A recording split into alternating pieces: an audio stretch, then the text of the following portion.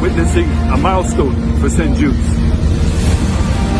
This is a new hospital. This is a hospital that's going to take the South for the next 50, 60 years. And that's the ambition that we have for the South.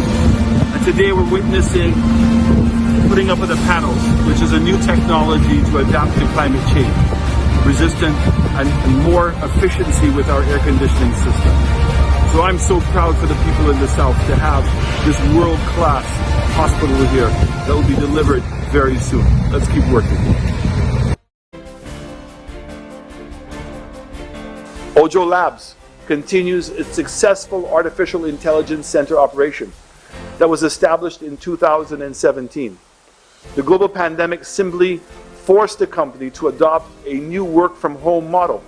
The company employs over 420 people and is actively seeking additional persons as part of its expansion plans. We've witnessed similar positivity in the business processing operations subsector. Not only were the 550 employees retained by ITEL BPO, but an additional 400 jobs are expected now that the retrofit of the second factory shell is near completion. Even more remarkable, Mr. Speaker, is the plans for a third site that would increase the overall company workforce to 1,200 persons. Between Ojo and ITEL BPO, we are seeing the injection of over $4.5 million in salaries a month.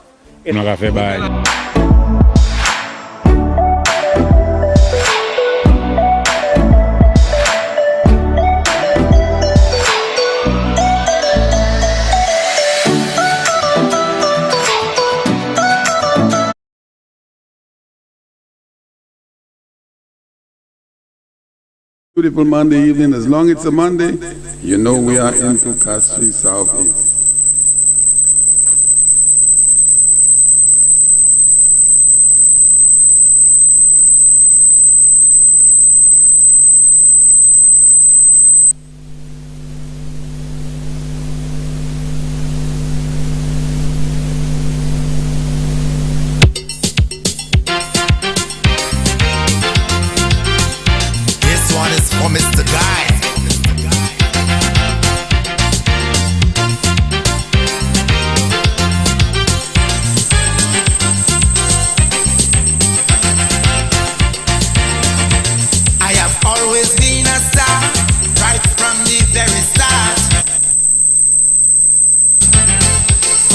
Street smart as campaign manager of many sir. I brought home the bacon for the star, but after labor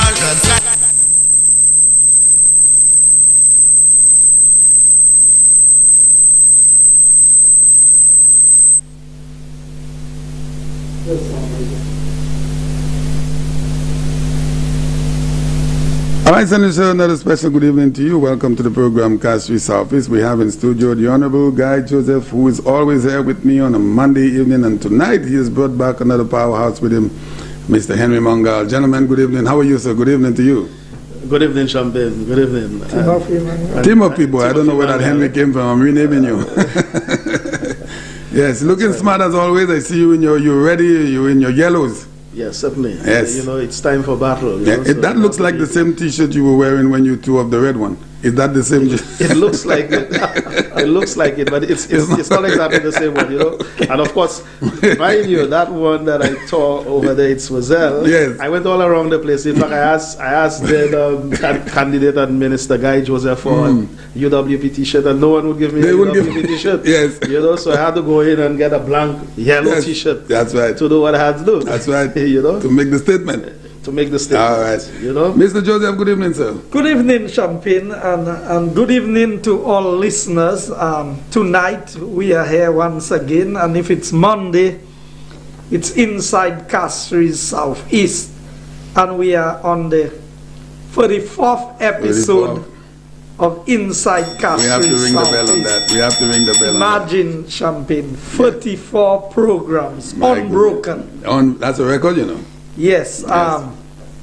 And so tonight I want to extend special greetings to all constituents. And I said that we are really officially going to begin the campaign.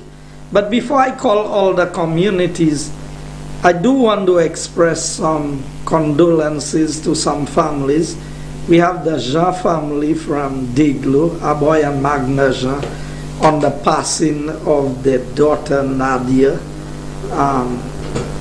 I want to extend very special condolences to these families and ask all constituents to keep this family in prayer. To the husband and her children also, I extend my condolences. I have to also mention of the passing of Mr. Jonas, that is Butch's father, who just passed away today, and to extend my condolences to Mr. Bertrand Jonas, our candidate for Castries South, on the passing of his dad. Today, these are always difficult times when you lose a loved one. Also, in closer to home in my community, we have the passing of Cynthia Dujon, that's in the Tiroche Geno area. I want to extend condolences to her family. Mr. Frankie, that's the Gregg family, on the passing of their dad. I want to take this opportunity to extend my condolences to all of them and the condolences of the people of Castries Southeast, because we are indeed one family in Castries Southeast.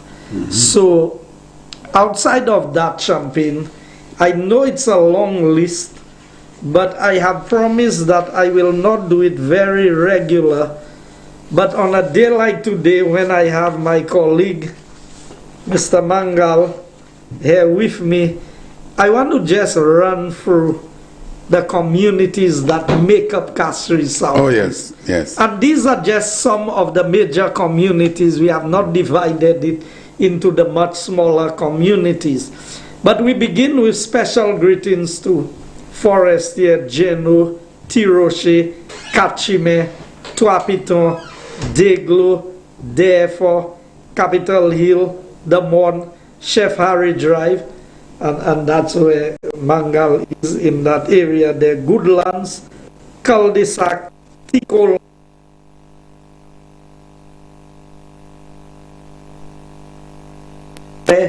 New Belle, CDC, PU, Fond Club, Badi Chaussee, Badini, Derba, Odson, Bexon, Mac, Flosac 1 and 2, Crownlands, Chocolate City, L'Abbaye, Wavin Poisson, Sarot, Sandife, Chopin. We have Chopin 1 and 2. We have Chopin from the Sarot end and Chopin from the Badni end. Fond Club, Foncani, Kako, Soucy, Dibose, Bosejou, Old Victoria Road, Malo, Country Village. And I'm sure there may be some that some little holes, some little communities that we have not. Yes. I think I had Sandife there. Yes, we have Sandife there. Yeah. All of these are communities that make up the constituency of Castries Southeast. And let me tell you, there are some people who want to represent the constituency. They don't even know all the communities in the constituency. But tonight I welcome my friend and colleague, Mr. Mangal. We have worked a lot together over the years. We have worked together and we have worked on opposing sides. That's right.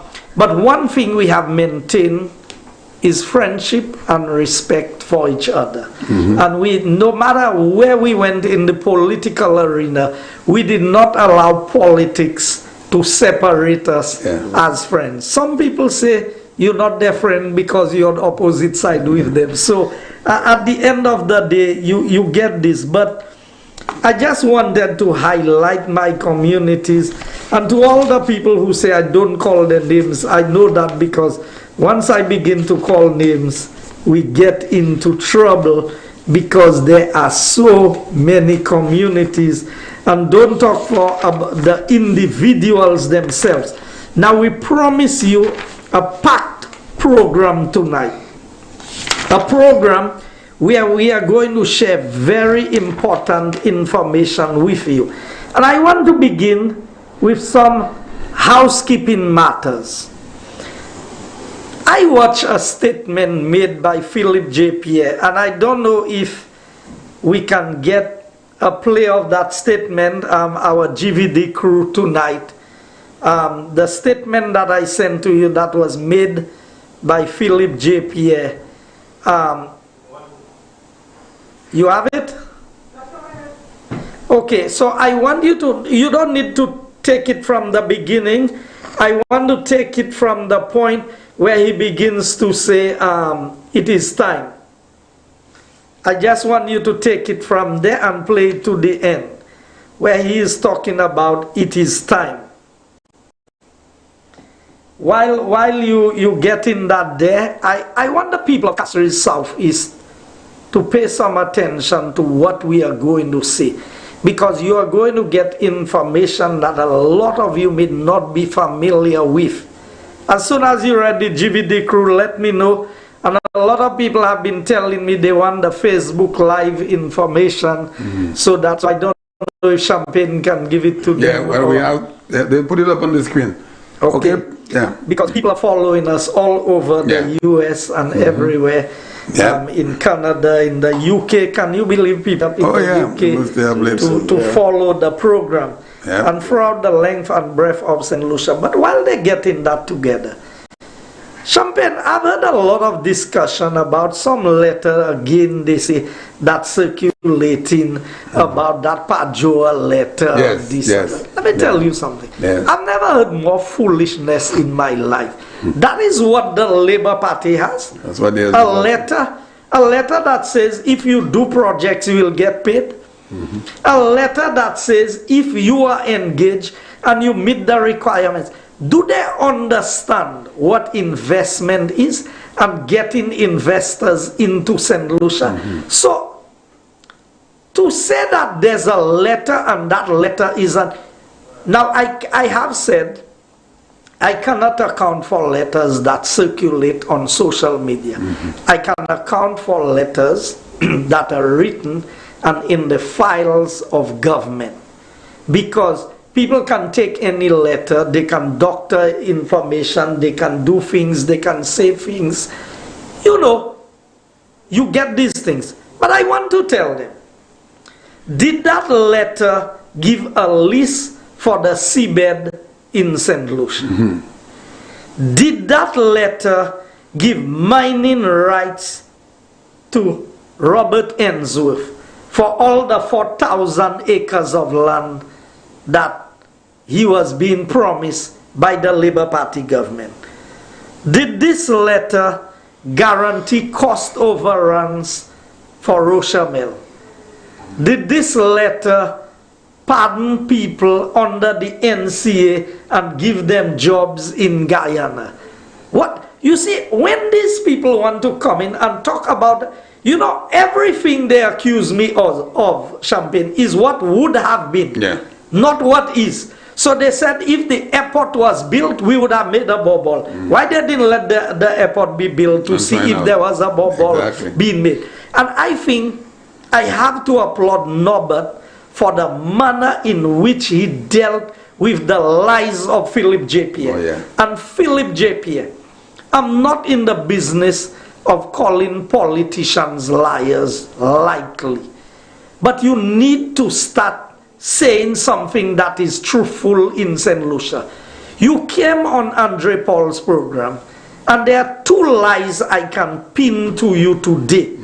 One is you have the record of what I said about my opponent, and two, you said that there was no investigation pertaining to Guy Joseph.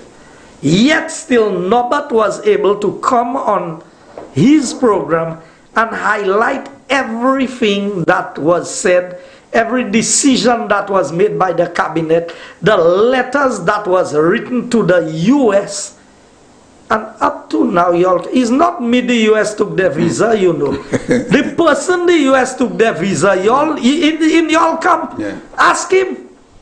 It's not Guy Joseph. Guy Joseph still have his visa and he can still go to the US.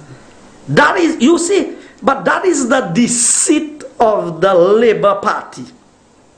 Now, the Labour Party is attempting to do some things, and I want to put them on notice.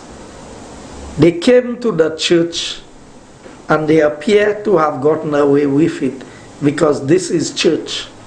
But out there is a different environment. Can you believe that yesterday the Labour Party was blocking the road in certain places in the constituency? I was coming up from Bexon. I would think it was about a little after 8 o'clock to get home before curfew, even if I have a pass. And when I got to Trapiton, another couple vehicles were coming down and they stopped and they told me they were blocked on the road, and the advice to me is do not drive up there. Wow. After 8 in the night, I'm going to my home, you know. Do not drive up there. The advice they would give me is to turn and go back through there. For now, imagine I'm in Trapiton. I'm driving up to my home in Forest. 10 minutes away. Yes. I've now been told to turn and go around because Labour Party people are on the road misbehaving. Now, I know in campaign and in this and in that, you know, people get excited and think. I said to them, no, I'm not turning and I'm not going back. And that's the road to my home, and I'm going to my home. And to be fair with you, I drove and I passed within a small crowd of persons. Nobody interfered with me. Nobody told me anything. Nobody tried to stop my vehicle because my vehicle had a big yellow flag and my vehicle is a well-known vehicle in the area. I want to put the Labour Party on notice and tell them that intimidation tactics they want to use will not work. And I think Flabos are ready. Oh yeah. Flabos are more than ready. And if you want to have a campaign and respect everybody. Do not try to block people when they on the road or when people are about their private business, that their vehicle is being knocked, people doing things. If they have flags on their vehicle, people want to pull down their flags. Labour Party don't want to go down that road. If they go down that road, it will not be good for anybody in St. Lucia. So I think Philip J. Pierre, the so-called leader of the Labour Party, although he doesn't have the gonads to be able to say anything that is correct, but I'm still appealing to him because he's the name leader of the party, to advise his people to conduct themselves better than they are. Are we ready with that clipping? Yes. Okay, let's play it. And I want to make a few comments, but I want to listen to it first. Go ahead, producers. It is time. It is time. It is. The audio is not coming out. Get rid of Guy Joseph. Not getting the audio on the station.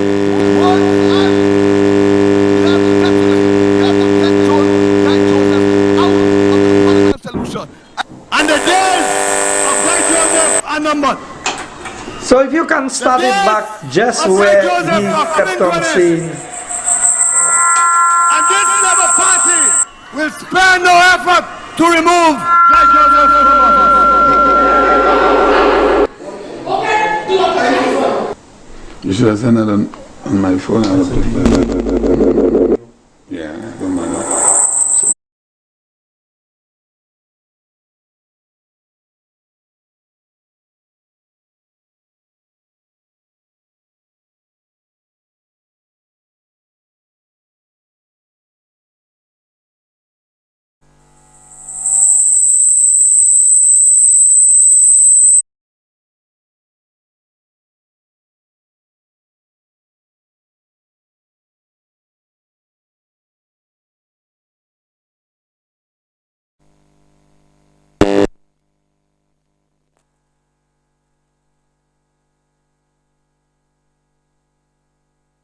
Parliament because it is time. It is time. It is time. It is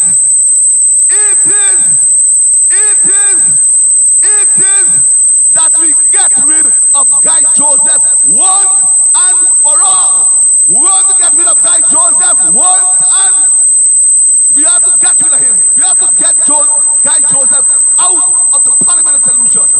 And the days of Guy Joseph are numbered. The days of Guy Joseph are coming to an end.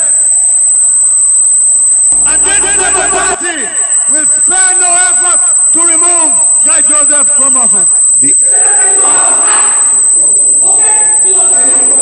I want to apologize on behalf of the party to the Assembly Adventists in the country and to the leadership of the Assembly Adventist religion if in any way what we did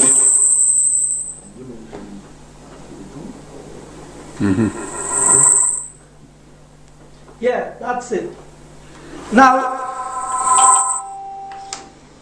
what is new from Philip J. Pierre and Kenny Anthony? From the time I entered the political arena, these men have been on the attack. And the question is, the people of Castries Southeast are the ones who decide who they want to represent them. Anybody, I've told Kenny Anthony, he lives in the constituency. So instead of going all the way to Viewfort and run, come and run against me in Castries Southeast if you want to get rid of me. And Philip J. Pierre, you're not man enough to run against me. So I want to give you an easy way out. I can measure your 25 years of representation. And if you have done more in Castries East than I did in the last 5 years in Castries Southeast, then I'm bowing out. I'm not running the next election.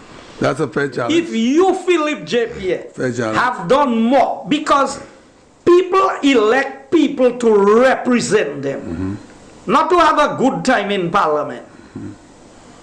If you, Philip J. Pierre, after 25 years of representing Castries East, can show that you have done more than Guy Joseph in Castries Southeast, then I don't have to contest over the last 5 years, huh? For the last 5 years. Now, I'm not even taking the first 5 years. That is a really, really a fair challenge, Brother Timothy. Yeah. And I hope the Labour Party are listening to that challenge. The Honourable Guy Joseph is calling you out, Mr. Philip J. Pierre. All of what you have done from 1997 up until now, put it up against his last 5 years, 2016 to now. If you could prove, and all of St. Lucia is going to take a vote, that you have produced or achieved much more than him, he's going to bow out of politics. And he has help. He has the quantity surveyor on his side. That's so right. he can take that quantity surveyor and help him quantify. And of course, on Minister Guy Joseph's side, he will likewise take someone who's qualified to be able to quantify what he has done. Yeah. But let me go back there, and before I do, let me say good night to St. Lucia, good night to everyone that's in the diaspora, and also those who are listening locally at this program. Champagne, the campaign has started. Tonight I'm here in my yellow as well. Well, I thought it had started a whole year ago. Well, yes, maybe on the Labour Party side, but I think this government has been working rather than trying to campaign and show. The campaign on this side has been one of performance and work. But obviously we're coming down to the wire, and obviously we're going to have to be hitting some serious hard politics. I agree. And so on. And let me just say that, to add to what Minister Guy Joseph said, we were political adversaries at one time. In 2011, we ran against each other, right? Before that, we were friends. During that period, we remained friends. And after that period, we are friends. Now, I can tell you, the entire media in St. Lucia thought that time when we ran against each other, we were bitter enemies. That the two of us, I thought so myself. that the two of us could not stand the best boat with each other. Because this is what professionals do. We are professionals in what we do. So I committed myself to going up and represent the St. Lucia Labour Party against him. He committed, of course, to be the incumbent, to continue representing the people. And naturally, I would go hard after him. I expected him to come back hard after me, right? But we respected each other. I mean, anywhere we met in the constituency, we actually shook hands. Yes. We shook hands. During the campaign? Yes, during the campaign. Wow. During the campaign, the last Sunday, the election was on a Monday, the last Sunday. I hope you didn't shake his hand when Kenny Anthony was president, because that would be a problem. But let me just butt in here and say, I was going up to Mac, and his motorcade was coming down. Yeah. And a lady who supports him was there cursing and getting on and everything at me, cursing me. Yeah. And I stopped by her, and on the mic I said, I have warned you all people, do not behave like that for the sake of politicians. Because if you fall there and I fall there, Mangal will pick me up before he picks you up, because he knows me. Yeah. Honestly, I'll try to save both persons as much as possible. I mean, that would be my supporter, obviously, But then, I mean, as a fellow brother of mine, I would ensure that of course, I would. Because that's what I never advocate any violence or negativity. Any Labour Party person, I embrace them. I deal well with them. People don't understand. When people come and they tell you Tikwa and this and that, you don't take these things personal. Once you so thin-skinned, politics is not the place for you. I agree with that. But you know what I want to deal with tonight? Because as a former candidate of the Labour Party, I want him to give us a little insight into the screening process for himself as a candidate. And you will see, the people of St. Lucia will have an opportunity to determine whether the screening process is the same for everybody within the ranks of the Labour Party. Okay, well, basically, and I want to say this first before I go there. Okay, I was with the Labour Party. There are things, of course, I would have confided with the Labour Party, and it's not everything that I'm going to, because I am not with the Labour Party that I will just say. You understand me? There are things, of course, I would ensure that I would never say in any public forum about the Labour Party. Good and also bad. If I believe it will be to the detriment of any, especially single person. Having said that, I would say to you that, of course, I never did set up my life to be a politician or to even go up for elections, right? Had I fought this way, I would have probably balanced business and politics a little bit better, okay? But I remembered I had a fallout with a particular gentleman in the UWP then, okay? And I did not like what the UWP was doing then. I would say that even today, right? Between 2006 and 2011, certain things, okay? And certain people, the way they were moving, and of course, we've gone through a little bit of that. So I had expressed those sentiments, and of course publicly in some cases. And so the leadership of the Labour Party started inviting me to certain, little functions, little activities. I mean, Dr. Anthony himself invited me to his home on many occasions, would have sat down with me. I saw it just as casual friendship, and so on. Until 2010. That's was that as a result of you speaking out based on the individual that you did? Well, it all started when I attended a Labour Party meeting at the Market Step. Okay. The Labour Party had a meeting on the Market Step. I attended. Okay. And I remember that I was approached and says, boy, I mean, the way these fellas are treating you, I never have seen that in politics, and this and that and that and the other. I didn't make any much comments and so on. But I did vent out about certain things, especially in housing, about the Marigo housing project, the NHC. I mean, there was that feud that existed between me and the then Minister of Housing, right? Ask him what I told him. He was deputy chairman of NHC. Ask him what I told him. Yes, because then when I did resign, of course, when I saw certain things happening, And I was the only technical person on the board of the NHC, and I felt, well, it should not go this way. So, of course, I would approach the minister, and a lot of it was coming in from that angle. So I would approach the minister and try to advise him and direct him accordingly and so on. I suppose after a while he felt that I was a pest, and he went about doing certain things and would have avoided me. Right. So I felt, well, you know, in the direction where these things are going, especially technically, I would not want to be on that board to take responsibility for those things, especially when I am not in favor of what is going on. So I tendered my resignation. Right? I took it to the minister. Okay, I couldn't find him. He would not answer my call. He was evading me. I finally found him in Marigo by JJ. So I said, okay, this is all I needed to give you. He was like, oh, I haven't had lunch and so on. I said, this is He said he hadn't had lunch. Right, he had lunch. He just accept the letter. Right. So I gave him the letter. He said, what's this about? He opened it, you know. And then he saw that it was a resignation letter from the NHC. And I was both on the NHC board and on the DCA board. Yeah. And of course, he being Minister of Planning and Housing would have been the minister for both. Yeah. So he immediately tried to threaten me and says, so are you resigning on the planning board as well? I says, no, I do not have a problem on the planning board. However, you are the minister. If you want me to resign, say the word. I will resign. You know, because I'm resigning from the NHC board. Yeah. Okay? So he didn't say anything. He just says, oh, well, I'll replace you with so-and-so person. And he mentioned somebody. I said, fine, this is your prerogative, sir. And I walked away. Yes. Right? That same night, I saw Minister Joseph come into my home. So I know he had spoken to him, but said, guy, you know this man resigned, blah, blah, blah, and so on. So guy came, and guy kept and asked me, well, why did I resign, and so forth. And I said, I told him the reasons. Okay? Part of which are the details I will not disclose here. Right. Right? And I told him why, and he says to me, listen, I agree with you. If this is going to affect your integrity, okay, and so on, I agree with you that you should resign.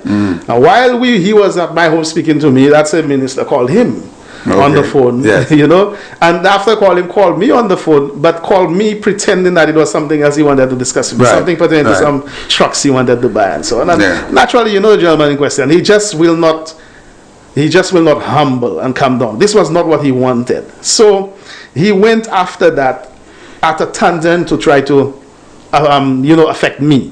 Okay? In that I had plans in Marigold nearing that housing project and so on.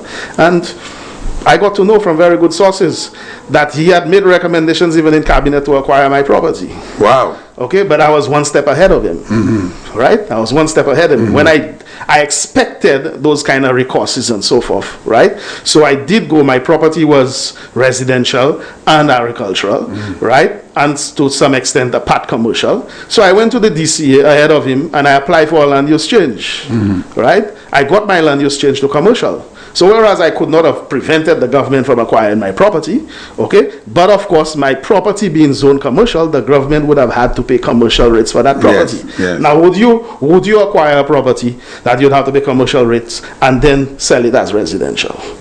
You know, so well, if the guy is trying to get after you, he doesn't care. Well, yes, but it became a little bit difficult for that to happen. So there was a lot of things happening. The long and short of it being that the Labour Party did catch up on it and maybe saw me as a potential candidate or person to vie. So they started having discussions with me, occasionally invite me to certain functions and so on in certain places. And then I was in Marigo on Independence Day, February 22nd, 2010, when I saw a convoy coming to me. It was a convoy from Castries Southeast with the chairman of the Labour Party Constituency group, the whole executive and the whole group of people from all different areas and so on. And then they pulled up, they said, we come to have a discussion with you. I said, well, what about? Says, well, we're looking for a candidate. We have had that discussion and we believe that you're the right candidate to run this seat against Guy Joseph, right? And I said, well, why me? I'm a businessman. I've never given politics any thought or anything of that nature. And the discussion ensued and it went on and went on. And I gave one little innuendo of opportunity here. I said, well, if you guys believe that I'm the right person to run the seat, why don't you go and ask the people? The people are the ones to make those decisions. Exactly. Not you. So go and ask the people in Castries office whether they would like Timothy Mangal to be their representative in the area. And as smart as they were, they said, okay, no problem. But you know what they did? They immediately went that next day and they started from Lakwa and just drop it in the constituency and say, we have the candidate to run against Guy Joseph, Timothy Mangal. That's what the guy did. So I suppose they did that, expected to see how if it would catch or if it would just die out. Yeah. So they did so, like on day 1, by day 3, it was all over the constituency that Timothy Mangal is running against Guy Joseph. You understand? Okay? At that point, I met with Guy and I spoke to him. I said, Guy, I have not taken that decision to run against you, but if I am going to take that decision to run against you, I will call you and tell you that I will run against you. Right? And that went on for the entire year, almost, that my name is resonating throughout the constituency. I have made no decision. When it got to about October, so I was invited by the Labour Party to a meeting. Okay? Well, what is the decision? Are you going to run the seat or not? Tell us what is happening. And I said to them, I would prefer to support. I want the UWP out of government. Okay, I would do anything possible to get the UWP So let me interject for 1 second. Just please, hold your train of thought. At that time, you were bitter with the UWP because of the party itself or the individual? I would say, in my opinion, okay, I'm not saying my opinion is necessarily factual, okay, but it started with one individual, and I believe that I did not get the necessary support or defense from the party, from within the party. Okay. You understand? Right? Okay? Okay. So I was holding the entire party. I understand. Right? Okay? Right, to run some. So then I said, I would prefer support another candidate, right, and just continue with my business, etc. Okay, but then I made another little window, and that is where I've learned that today. I've said, okay, I really don't want to run. Try and get another candidate. However, if by the end of the year you do not find a suitable candidate to run, I will run the seat. Now, mind you, there were other persons who were vying to run, but it appears that the Labour Party did not have that level of interest in those other persons. Their eyes were already focused on me, you know. So they said, okay. But I suppose the moment I said that, the guys never went looking for anybody again. And that's like an assurance. You understand? Yeah. So the couple months run, and then January, immediately after the holiday, January holidays, right? The New Year's holidays, I got a call from the leadership of the party. Well, you gave us your word. We've not found another suitable candidate. We don't think so. So we're ready. What do you say? So I asked for another meeting. And at that meeting, I met with the entire executive of the Labour Party. And, you know, I thought they were thinking that I was going to come and ask them for certain kind of probably assistance or whatever. But I did none of that, right? I simply came. I said, okay, gentlemen, I'm always a man of my word, right? I have told you so that if you didn't find a candidate, you said you've not found one. Okay, I told you I've given you my word, so I will run the seat. But if I'm running the seat, it is on one condition, okay? All right, I will do so in the interest of my country. Okay, and if I am doing so in the interest if I am suitable enough to run the seat, okay, for the Labour Party, all right, I hope that I'm being considered for office should the Labour Party win the election. Okay, that is all. I did not. So then the leader in his chair went back and said, "Oh, thank God you're not asking us for any money to run the seat." And so on. I said, "No, I'm not asking for money. However, I will say one thing. If there is $1 that is available to run the campaign, I would like that dollar to be shared equally, including Castries Southeast. Do not think that I have an abundance of resources that I could do it all on my own. I would like it to be shared equally, including Castries Southeast. Now I said, of course, for both situations. In fact, a statement was even made. We have no one in our party at the time that is qualified in the field that you are, and so on. And naturally, we would like to have someone like you in government with us. You know, I mean, so that was said, and I took it at face value. At that point, I did call Honorable Guy Joseph and tell him that I'm running against you. You understand? But that promise. No, in fact, when the talk was going around, we met and we had a discussion. And he told me, yes, there's talk, but no decision has been made. And he told me, if I decide to run, you will be the first person to know. I will call you and I will let you know. And so said, so done. Okay. He did inform me that he had accepted to run as the candidate for Labour Party. You know, I did not follow your campaign because, you know, I'm not a Labour Party person. Right. So, but were there any arrows on your platform during your campaign at the minister in terms of any abusive languages, not from you, but, you know, during your campaign? Not on my platform. I would not entertain that. I would not allow that to happen. So were there any, well, I want to use a word there, any ugly things? Like you said, mud slinging. Were you slinging mud at I mean, there were things. I mean, we're trying to score political points against each other. The reason why I'm asking yes. that, because you all have such of a great relationship, even when you brought the first announcement to him. Right. But then now you have to be on a political platform and you have to take jabs at your opponent. I think a lot of our campaign was based on information. Okay. And the interpretation of information. If you are a Labour Party person, you interpret information a certain way. If you WP, you interpret the same information a different way. Yeah. I must tell you that I ran a campaign against Menessa. I ran a campaign against Tim.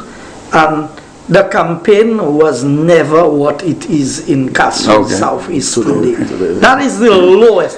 I mean, you would think that I am the plan of the Labour Party in Castries Southeast. The candidate everywhere he goes, as soon as he opens his mouth, is Guy Joseph this, and Guy Joseph that, and Guy Joseph the other. Nothing about what his plans are for the constituency. Right. So when we started, and of course we agreed now we are political adversaries. We're not enemies, but we're political adversaries. Exactly. Obviously, I took as much jabs on him. That's what I was He saying. did the same. Right. I mean, we were vociferous against each other. You know, we went hard at each other. And that's what politics is about. That's what it is about. We both want to win. But we were never vexed. You understand? So much so that the whole media, I remember very well, Miguel Fevry had a news clip where he said that there are no two guys in St. Lucia that are more bitter enemies than most of us. You know, and we were not enemies. We were not enemies. And I think the whole of was it the Odsa area was shocked when the Sunday before general elections, the pastor of the Pentecostal church there invited both of us to church for anointment. Said he's anointing the two candidates. Guy got there before me. He had his anointing before me. When I came in, I had my anointing, right? And then the pastor requested, well, I mean, if you all don't mind, maybe you all can just greet each other. And at that congregation, we actually hug each other the day before election. That is tough. Right? That is the entire congregation was silent. And mind you, as soon as we left the church, we were both in our rallies and it was madness on the road. Right. Our guys were ready to take each other's That's what roads. politics is about. You understand? That's what it's about. Okay? I mean, we were just hard at each other. That Sunday night in those two rallies, you'd swear it was like I mean, not a literal war, but it was, I mean, Castries Southeast was sparkling, you know, with a lot of, bantry, a lot of fireworks and all kind of stuff and so on, because both of us was given the last thing to the canton, to the constituency and so on. And that is why you saw the results of that election being so close. It was close. You understand? Very close. The final figures was 150 votes between me and Honorable Guy Joseph, and we had 303 rejected ballots. So that election, any one of the two of us could have won the election. You know? And that is why I tell you, I was very concerned that after I had put up that great fight, which costed me, I mean, if I say the figure tonight, some people might feel that is not so. I personally spent over $500,000 in that. How much? Over $500,000 in that campaign. Wow. Okay. All right, and he would not relent because he was sending these people saying, "This man are building materials all down there. Go and take stuff. You understand? Because these are the things. I am never afraid to send my constituents to anybody who is a candidate. You understand? Who has stuff available? Okay, and then to ensure that the people keep going and so on. You remember that famous phrase where he said, "BCA Shistel, you know." So he said so to try and build the stage. To make it believe that I'm chief. So if I refuse one person, then you might receive more. Then they will go and say, you see, it's the same thing this man is chief. And it was that kind of campaign. And I tell you. So you spend that money, that personal finance, because you were not getting any money from the party? Put it this way. And I must give the party, in fairness, when I became the candidate, right? They said to me, listen, you are on your own, okay, until the bell is rung. Okay, we would not have finance to assist and so on. But once the election date is announced, we'll actually take over the financing of the campaign, of your campaign, of all this. So I said, okay, fine. So I was out there on my own. I never went to the party. I never made a request for any funds from the party. I never made a request for funds from anyone in the constituency as a contribution. You could ask any of the contractors in that constituency of Castries Southeast. I never went to them and asked them for a monetary contribution. Because I'm, like Guy Joseph, I'm that kind of person. I do not want anybody to believe that if I want a seat, I would be, you owe them something. I owe them, or I'm obligated to them, or indebted to them. So I did it on my own, right? Now, having done that on my own, when we got down to the wire, the night when Stevenson King announced the election date, we were in Ancillary at a rally in Ancillary. So we went, after that rally, we went to a private home in Ancillary, where all 17 of us gathered, and then Dr. Anthony says, okay, well, election date has been announced, start doing certain things. Start putting out your paraphernalia, start nailing your stuff, and so on, and other things he asked us to do, right? Okay? And I remember, I'm sure Ubaldas wouldn't mind me saying that, and that's why there was always that feud with Ubaldas. So Ubaldas put up his hand and said, sir, but you're asking us to do all of that, where is the money coming from? You told us we were on our own, but now the bell has been rung, so you said you want to take over the campaign and so on, where's the money? He never got an answer. Never got an answer. I remember in a subsequent meeting, in a subsequent location, I was standing in an area, and I saw the gentleman came, and then he handed Ubaldas an envelope, and he pointed to Ubaldas. You're the troublemaker. So I asked Ubaldas what was it about, and then after he told me, well, he simply tell him, chill, you better chill, cool out, and so on. I mean, these are the things that I can see, and so on. So, but what really hurt me in that whole process, having run the seat, right? Having run that election against Guy Joseph and reaching so close. The night of the recount, remember the light went off a couple times, it was raining and so on. The recount started during the day. Okay? Each of the Labour Party candidates is supposed to have a lawyer seated at the recount. I was assigned a lawyer at the recount. But, the person did not show up. Okay? I don't think it was Dr. Anthony's wife initially. It was another lawyer. Okay? I wouldn't mention the person's name. Right? So he didn't show up. And then during the recount, I think arrangement was made, then Dr. Anthony's wife came to sit with me, being a lawyer herself, a constitutional lawyer, at the recount. She made certain arguments about, because the issue, it appeared then that most of the rejected ballots were my ballots. So she was making the argument about if there's another little tick, you could see the intention of the voter and all that stuff and so on. Most of it was stumped down and rejected by, by those who were presiding. Okay? While she was there, they brought her breakfast. They brought nothing for me. No way. Nothing for the me. Candidate? For the candidate. So when it came... At the recount? At the recount. When it came to lunchtime, now, I was seated there. I must say thanks to... There were two other persons who were vying to be the candidate, and one of them came and sat with me for a period of time. Okay? So when it came to lunchtime and so on, they did not bring her lunch, but they came for her. Right? Okay, I won't say who, but somebody came for her within the leadership of the party, the hierarchy of the party, came for her and then called me outside as well. And then the person says to me, you know what, the Prime Minister is being sworn in office tomorrow, today, so we have to leave with the First Lady. It so happened that the Prime Minister was not sworn in on the day of the recount. He was sworn in like the day after or 2 days after, right? But that was the excuse given. And it was what was said to me that was shocking after. You know what? You better not waste your time here. Just give up this seat. Just forget. Just concede that you lost and so on, because Castries Southeast is not an easy place. To be representing. Okay, and you being a businessman, a contractor at that, the Labour Party will take care of you and will ensure that you have enough contracts and so on. Fellas in government are ready, so they don't care. I said, what? Now, that would appear to be in favor of me, if I'm thinking of myself. But I couldn't believe that was being said to me. I said, after all that effort, after all that hard campaign, after all the effort I've put to represent the people, I should just abandon the process today. You don't matter anymore. I said, but what about the people I'm seeking to represent? I said, no, I will not abandon that process. It's not about me. It's about the people that I'm seeking to represent. And Guy can tell you, me and him, we stayed at that recount. That was 12 o'clock. We stayed at that recount until 3 o'clock in the morning. 3 o'clock in the morning. Yes. And mind you, at least he had a couple of people that showed up that one did. I was there alone. I called one of my constituents to come with a note. Because I've never been to a recount before. I didn't know nothing about recount. I was at my home. The recount had started. I wasn't there. I got a call to be, and I was told, there's a recount going on. You need to be there. So I got there minutes to 10. They had started at about 9 in the morning. And I stayed there until 3 o'clock the next morning. How many times you have to do that? It was once. Just once, yeah, right? Yes.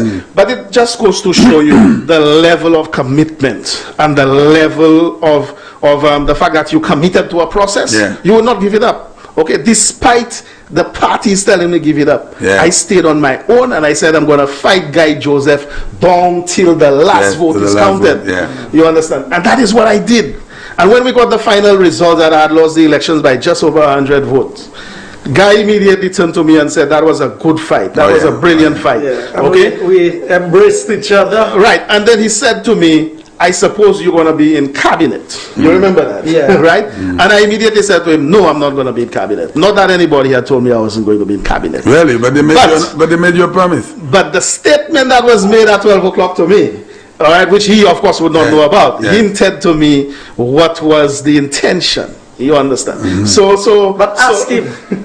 When he was going, I told him, I said, brother man, a man like you will not survive in the Labour Party. You said that to him? Yes, he can tell you, because Tim is his own man. He has his own mind, and he thinks for himself. That's right. He can never operate in a cabinet led by Dr. Kenny Anthony. Yeah. Because with Dr. Kenny Anthony is like school children in the cabinet. That's right. He's the headmaster, and the rest are not teachers, you know, they're students. Yeah. That is how he runs his cabinet. And we used to laugh at joke. So when he left and he came back, I said, what did I tell you? I told him he wouldn't. No, but I'm curious to find out what transpired after that. Were you called into a meeting? What were you offered? Well, I mean, you can tell that I went through the entire 5 years not being part of the Labour Party government at all, in any form whatsoever. The same individual that the promise was made to about being in cabinet? Yes, exactly. Well, I'll tell you what transpired. after the recount, we all went to a meeting in Viewfort at Coconut Bay. So we were at a meeting, a debriefing. We were asked to make a statement. All of us made a statement, and so on. And then we were issued a blank paper and said to write down in order 3 ministries we would want to have, right, and so forth. So I was like confused. I was like, but wait, I mean, wouldn't they? No, it wasn't me. It was you, Baldas again, who asked. But sir, you mean you don't know who your cabinet members are going to be, and so on, right, and so forth. He looked at Baldas and said, no, he doesn't know. I mean, there'll be a meeting and then everyone will know thereafter. So I guess everybody wrote what they wanted. What? So I wrote 2 ministries down. I'm not lying to say I wrote 2 ministries. I didn't write 3. Okay? And we handed that stuff in. So 1-2 days passed. I was expecting, well, at least there would be a meeting where at least whoever is chosen or whoever become ministers, cabinet ministers, would have been informed and so on. Now but then that was never done. That was not done. Right, and right to the morning when the swearing in was going to happen at in the chamber, Parliament chamber, right? We were invited. We said that we would assemble there, right, and a bus would pick us up there to go to Prime Minister's official residence, right? My wife was not allowed to travel with me. I mean, she had to take her vehicle and drive up to Prime Minister's official residence by herself. Right. That's North Korea. I heard nothing. No one approached me. No one told me anything. Didn't tell me anything about being a minister or anything like that. Yeah. Okay. That same day, Ubaldas told me when he got the invitation to go. Right. It was the morning of that day, and he saw they didn't call him at all and so on. He picked up the phone 7 o'clock in the morning, and he called Kenny. Right. And the Prime Minister told him, "Why are you calling me so early in the morning?" He said, "What? But sir, 2 days is swearing in and you tell me nothing yet." You give me nothing. And I suspect that is why they gave Ubaldas parliamentary secretary in Emma's thing at the last minute. Because of that. So the name was not on the list at all. Right. So I went when I got to Prime Minister's official residence, right? It was somebody else, okay, in the party who came in and was having discussions with us and so on, and talking about the whole arrangements inside the Parliament chamber, who would be seated where and so on. And when they told me where I was seated, it was at that stage I realized, well, I'm not considered as a cabinet minister. It was at that stage that I realized, because I was asked to sit in the back, not in the front, and so on. So I said, okay. I told my wife where I was going to be seated. At that time, my wife told me, let's go home. Yeah. She'll realize what is going on. Yeah, and you remember Pep's wife was very upset as well and so forth. I said, no. I mean, I've gone so far in this thing. Let me see what is happening. So I went back down to the Parliament chamber. I had to be seated in the back hearing, other person swearing in.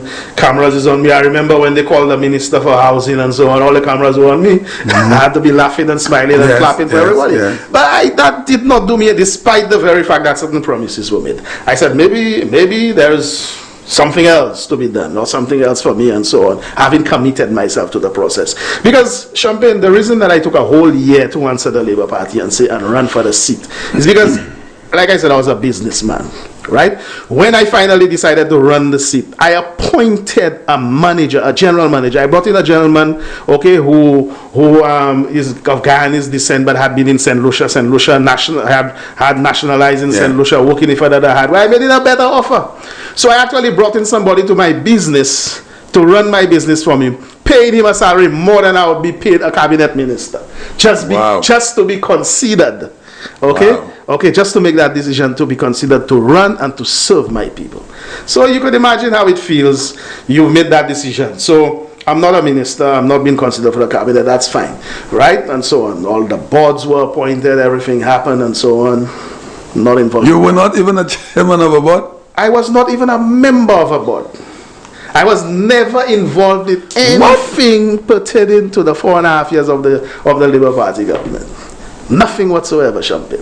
No, wait a minute. No, wait a minute. There's no document anywhere that states Timothy Mangal was a member of a board of the Castries City Council. I challenge anyone whatsoever, anyone to come up and unearth any document where Timothy Mangal participated in any level of the Labour Party government within the 4.5 years.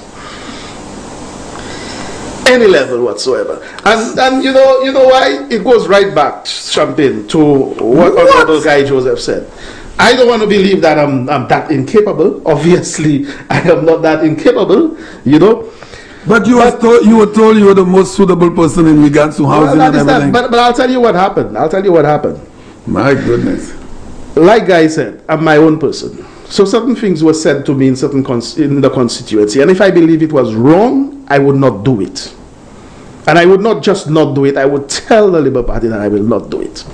Because I believe it was morally wrong, right?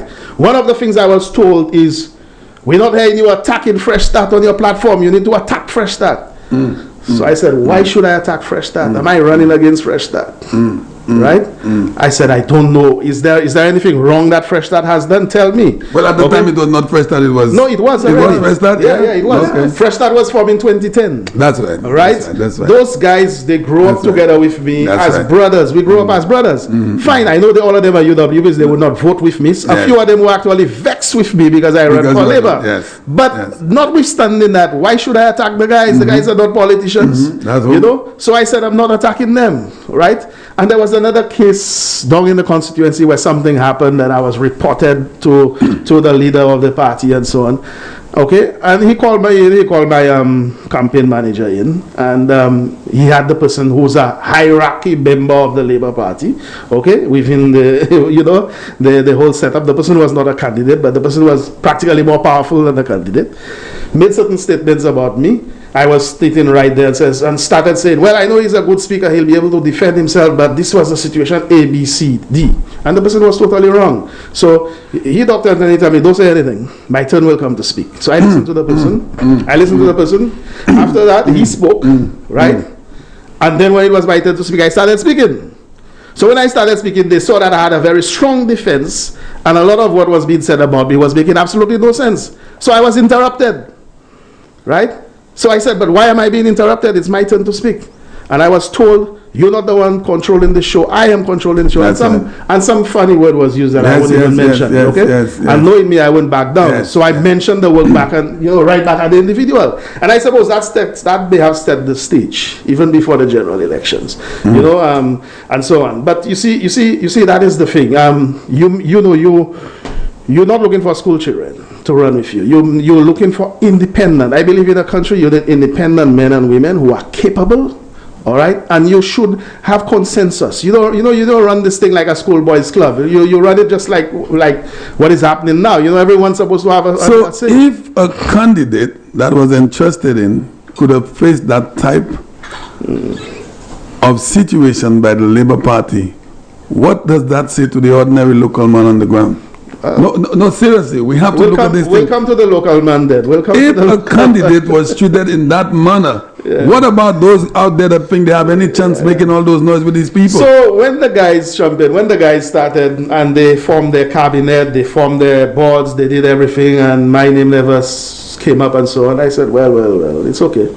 You know, I felt hurt. I'm not lying to tell you. Of course. Because I had then, having been sorted for, I had offered myself to serve my people. Yes. And not being given that opportunity to serve, I naturally felt hurt. But I simply just licked my wounds and I went back to my business. Wow. I didn't say anything.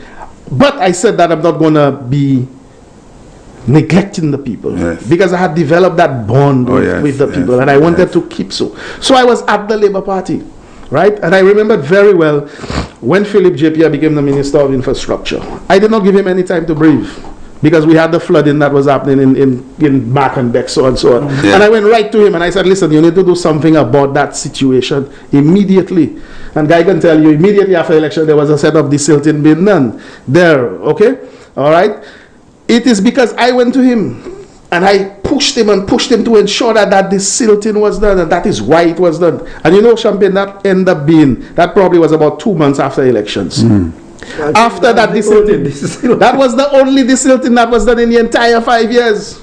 Because I initiated it. Why? Right? So having done that, of course, Guy had won the seat, but Guy was in opposition. So the people in Castries South saw me as the de facto that's right. Your representative. My government is in power. Yeah. Okay? I rented a constituency office with my own funds, furnished it, paid staff, everything. When the Labour Party won the election, no one told me anything.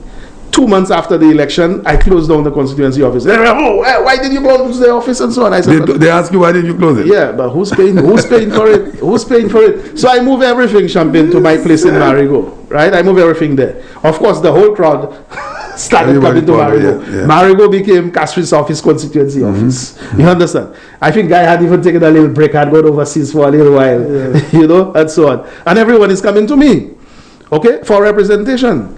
So I'm picking up my phone, I'm calling the fellas here inside you, some fellas change their number already and all kind of thing and so on. Okay?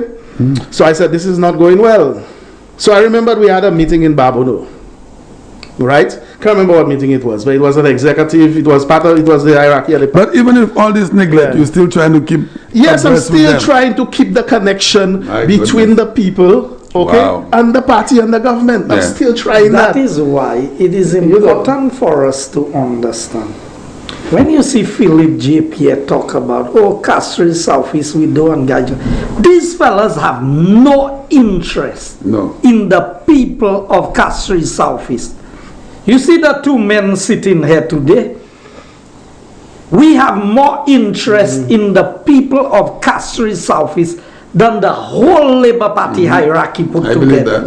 And that is why people need to understand. When people want your vote, they come and they present themselves. I mean, who Pierre took to run the constituency? Another fellow from Bacatel like him, from Marsha. Yes, so you telling me in the 15,000, you know why? Because they know how they have treated the people of Castries Southeast. The Labour Party, because they chose Mangal, because they saw a man who could spend his resources to run the seat, and because of his visibility had a good chance of winning the seat. But look at it, they played games, they bring in candidates. So look at what has happened this time around. You see, they were cutting a young girl the same way. She had her t-shirts out and everything. My cousin, by the way. In 2011. You know what? Last minute. Okay, sorry. They dropped her. This election, in 2016, same thing again. You had names, you had this. Look, 2021, same thing. So what they do is they try to use people for leverage. But I mean, look at the man they have as the candidate today. The man was a senator. They removed him as a senator. So if they don't put him as a senator, is a minister he going to be? Yeah, he wouldn't be a minister. Exactly. So Champagne, back to that stuff, right? My goodness. So I sought an audience. At that time, they had done nothing for four candidates that had lost the elections, right, including myself. So up there, when they were asking questions, I did not want to bring up this issue among everybody. I mean, you had the chairpersons, you know the national council there, right? I simply stood up and I said, I would like to, at the end of this meeting, I would like to meet privately with the executive of the party. Okay, they said, okay, no problem. So when the meeting was over, they saw I came up to the head table, and they saw the other free losing candidates come up to the head table. So I said, well, you realize what is common here. We are 4 candidates that did not win our seat, but we have been pressured by people in the constituencies and so forth. So we would like to have a meeting with the leadership of the party pertaining to us as the candidates, yes, support, pertaining to the people that are in the constituency and so on and so forth. So I said, okay. They said, well, they'll email me and let me know when we're going to have this meeting, right? But in the meantime, email in writing to the leader of the party. The leader asked me that, saying, email to him, right, all my concerns in details, which I did. And I waited, I think, another 4 months before I got an email stating that they were having a convention in Vieux-Fort, at the Vieux-Fort Primary School, right, that year. And we're going to meet with the 4 of you all during the lunchtime. So I said, no, this is not adequate. This is not sufficient time. I mean, this is serious. Half an hour and so on, you're going to meet with us. This is not good. So they said, okay. They emailed back and said, all right, we'll meet with you after the meeting. Okay, whatever times it takes. We finish the meeting around 6:30. We'll meet with you if it has to take to midnight. I said, fine, this is okay, no problem. So I did not go to that convention in Vieux-Fort throughout the day, right? I did not go, but I left Castries because I had my business. I said that Sunday, I'll stay in my business instead of going and listen to the guy speak. So I went there around 3 o'clock in the afternoon. When I got there, by God, you should see the amount of persons who were in the convention who rushed to me and came to me. You didn't hear what so-and-so person say? I said, no, what did they say? Someone who's in the executive of the party, during his speech at that convention, before I got there, said that, by the way, he has no time for losing candidates. Boy. You understand? Knowing very well there's a meeting that he wants with us. Okay? He made that statement. So he basically set the platform and set the tone. We don't want to it became a battleground. It's not a ground where you want to speak and have a discussion amicably and so on. It became a battleground. You know, so I said I wasn't there when it was said, so I just listened to what person said. I never commented. When the meeting, when it was over, the 4 of us went up to the head table. I wasn't sitting directly opposite to Kenny. I was sitting sort of diagonal, but he knows I'm the one leading the charge. Yes. So he could twist his chair and face me with that intimidating look, you know, that kind of very intimidating look, you know, straight and so on. Yes. And knowing me, I go back down, so I look at him straight just the same way. Right. I suppose when I saw that happen, I know that set the, I realized we were in a battlefield. We were not going to have a discussion. No. We were in a battleground. So again, I said the same thing. I said, you know, when it was my turn to speak, I can remember exactly what I said. I said, well, in this election that was completed, I became the Labour Party candidate that got the 2nd highest votes ever in Castries Southeast. The only time somebody had higher votes than me was Manny Sarambali in 1997 when there was a landslide against the WP. Even when she won back again at the 14th free, she got less votes than I got this time. Okay? And then I said it means therefore that both myself and the Labour Party has support in Castries Southeast. Okay? And I would like to see that support maintained. More so, I would like to see that the people being taken care of in Castries Southeast. Okay? So it is not about me, right? And I made sure I made those statements. It's not about me. It's about the people, okay? And keeping the connection with the people, all right? I said that if we continue keeping connection with the people, okay, next election we would have a very good chance of winning the seat. Okay, it doesn't matter whoever the candidate is. I didn't say me, Timothy Mangala, as the candidate. I said all I am doing, I'm offering myself to be the liaison between the party and the people on the ground, okay, keep that connection with the people, that when the next general election comes about, whoever is the candidate, whoever the party chooses as the candidate, will have a very good chance of winning the seat. Okay? Man, that was very unselfish. And I wasn't asking for any money or anything for that. Free of charge to help the people, because it's the people that I'm concerned about. You know what was the reply? What was said to me? We have no such thing as a caretaker candidate in the Labour Party. Right? So if you want, when next election come around, apply again. We will consider you and to see whether you qualify to run the seat. That is what was said to me. Right? So then I turned and I said, the decision of who runs seat and so on is not what is on the table today. It's about the people and caring for the people. And let it be known that no one of you all that is standing there or sitting there will be the one to make the final decision as to whether people speak and how they spoke. I suppose by saying that, it's like it was a battleground. At least like these are the people today who say, putting the people first. They were in government for 5 years in Castries Southeast. They had every opportunity. They had a candidate who offered himself to give them all of the help they needed to do basic things for Castries Southeast. You did nothing. Today, you on a mantra of putting the people first. The Labour Party is always themselves they put first, the hierarchy, not the people, and selected persons of the hierarchy. People flying from all around all the of world. the hierarchy. People flying from all around the world as soon as they get in. So when that was said to me that day, I said, well, that's a lost cause.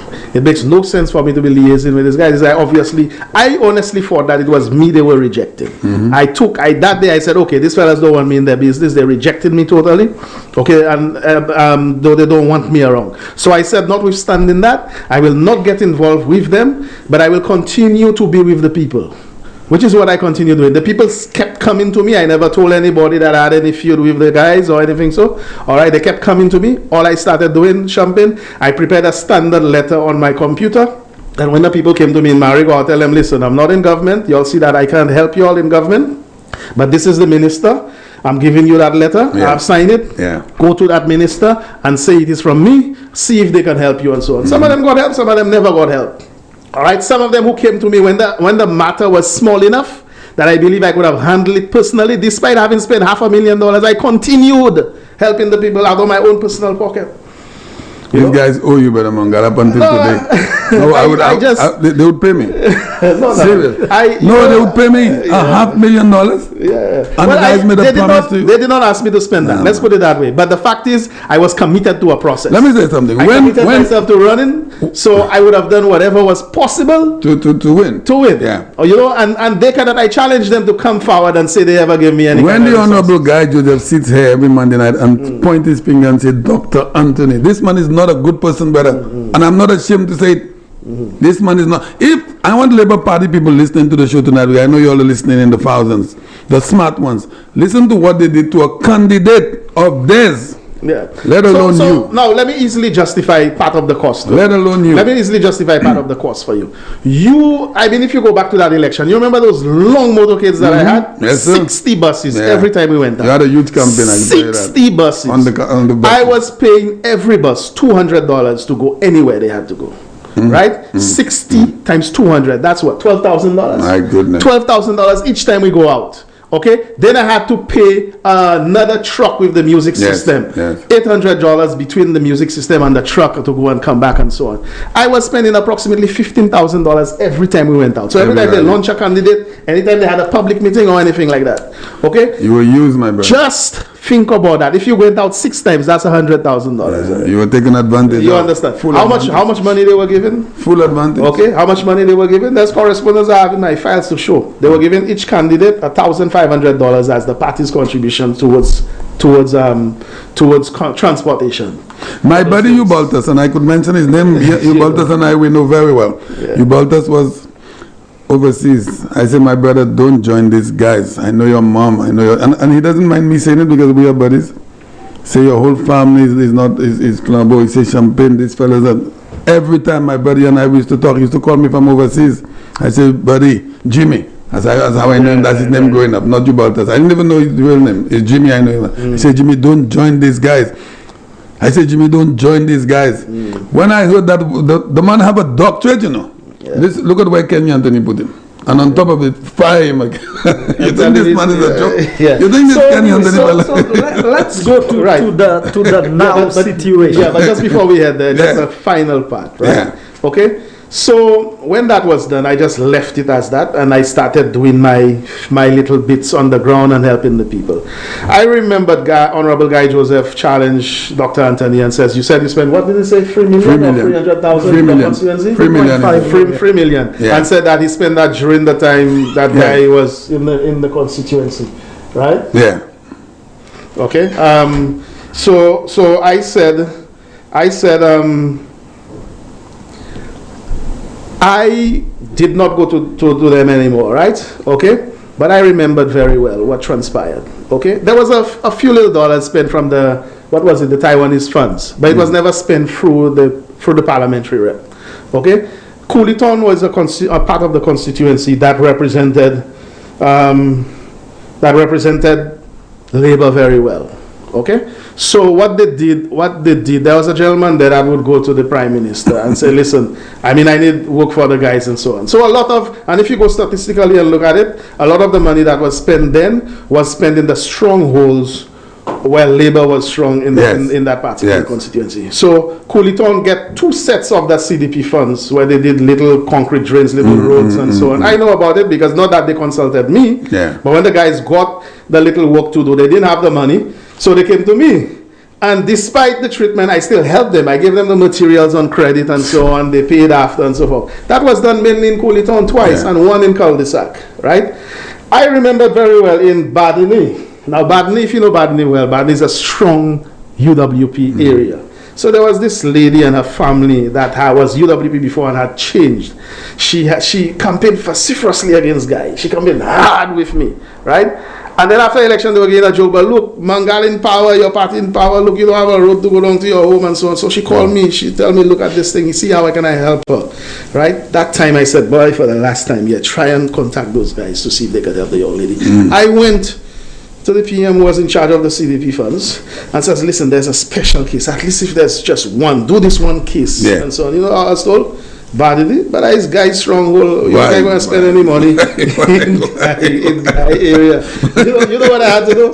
I had to on my own give the young lady some bags of cement, right, and give her some blocks, and then I think she got some help and so on, and she did. But Tim, I'm happy you're bringing that out tonight. I'm happy you're bringing that out. You see, that is the difference between UWP and Labour. Every area that Labour was strong, I have done work there. And you can see there, Sarat was one of Labour's strongest areas. I've done the most work in Sarat. Yeah. In Crown Lands, all of these areas that are known, even Cooliton. Go and you will see the work that I have done. And people come out to support me. Bele, when I ran Bele the first time against Minister, I got only 33 votes in Bele. The second time was against Mangal. I got closer, but he still beat me in Bele. Yeah. And every time the Labour Party would spend 5 years in government, not block a pothole in Bele, you know. The first time the road in Bele was done, I did it. The second time as it's done in concrete there, I did it. And it's only in the last election that I won Bele by just about 20 Now let me tell you what happened. You know what the guys had say? Oh, they gave me a seat to run. You know, their supporters were on Facebook and so on. Oh, they gave me a seat to run that Labour had already win, and somehow I'm going to lose the seat. You know, I'm going to lose the seat. I said, really? No, but that is not so because Guy won in 2006. So I actually in 2011 I ran. In 2016, I'm going to wait for 2016 for them to bring in another candidate to see how bad that candidate would perform against Guy.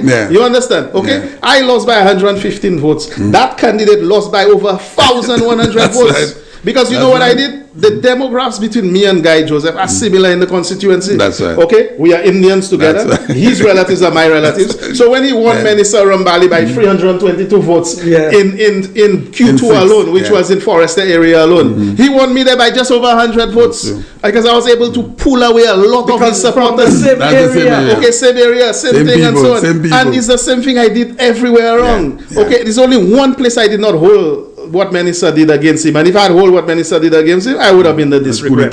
Was in Q4. That was in Wavin Poisson. Okay. Wavin Poisson, Minister beat him there by 200 votes and lost the election. Right? In that box, we were tie-tie.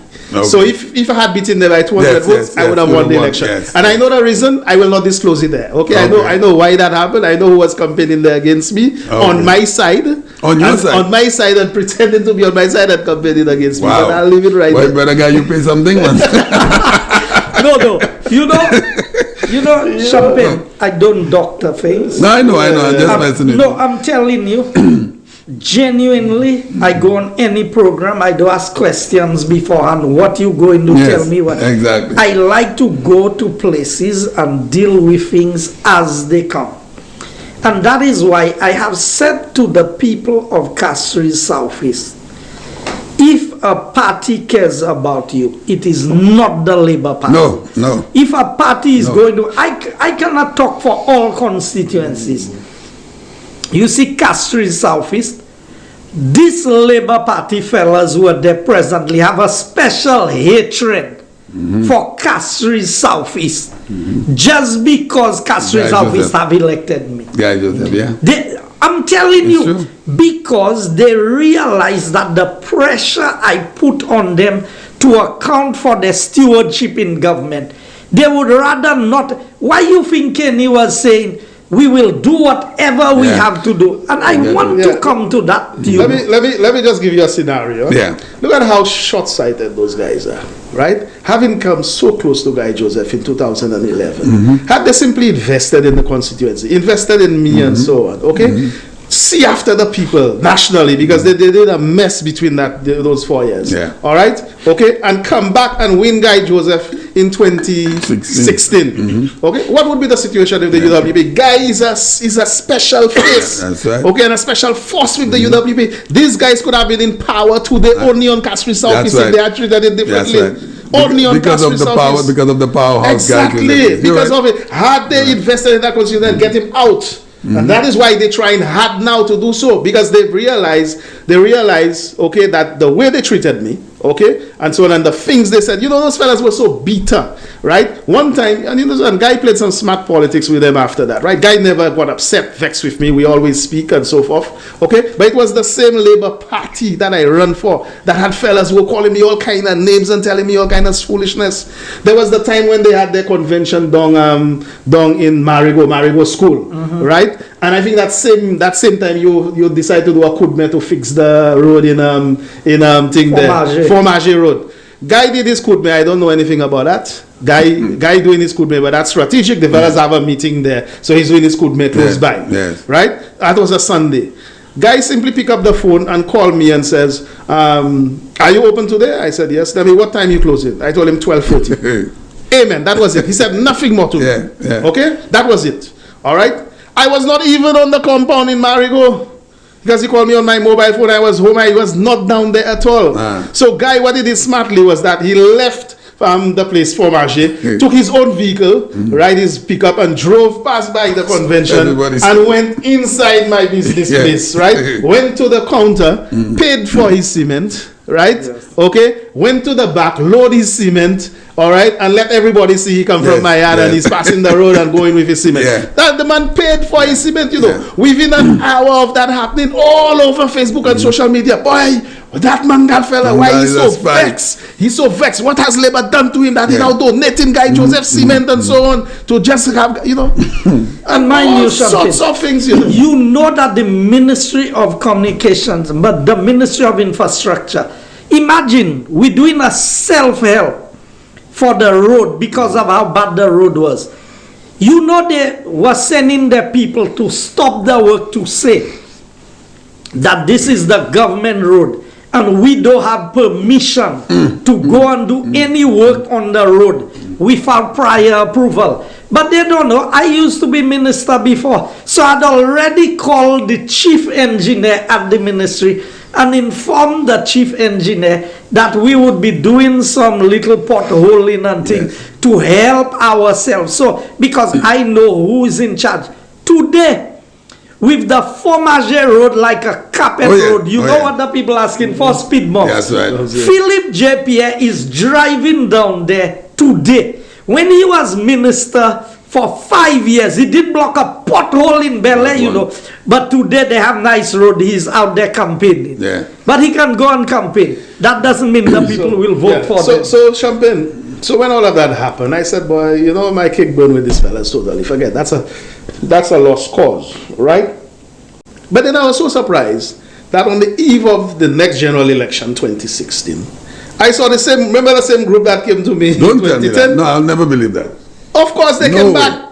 Not all of them, but most of them, the executive of the party came back asking me, they come to me, okay, the hierarchy of the party sent them to me. I said, send you all to me for what? You know, I've told you all, I've been publicly bashing the party over the media. I was expressing publicly over the media already my, you know, my sentiments about the Labour Party and so on, and how they treated their candidates and other people and so on, and the constituency. I was already doing that. The executive invited me to a meeting at the Bexar School. They say they're starting the process of selecting the candidate. No shame. Come, right? No shame. I never went.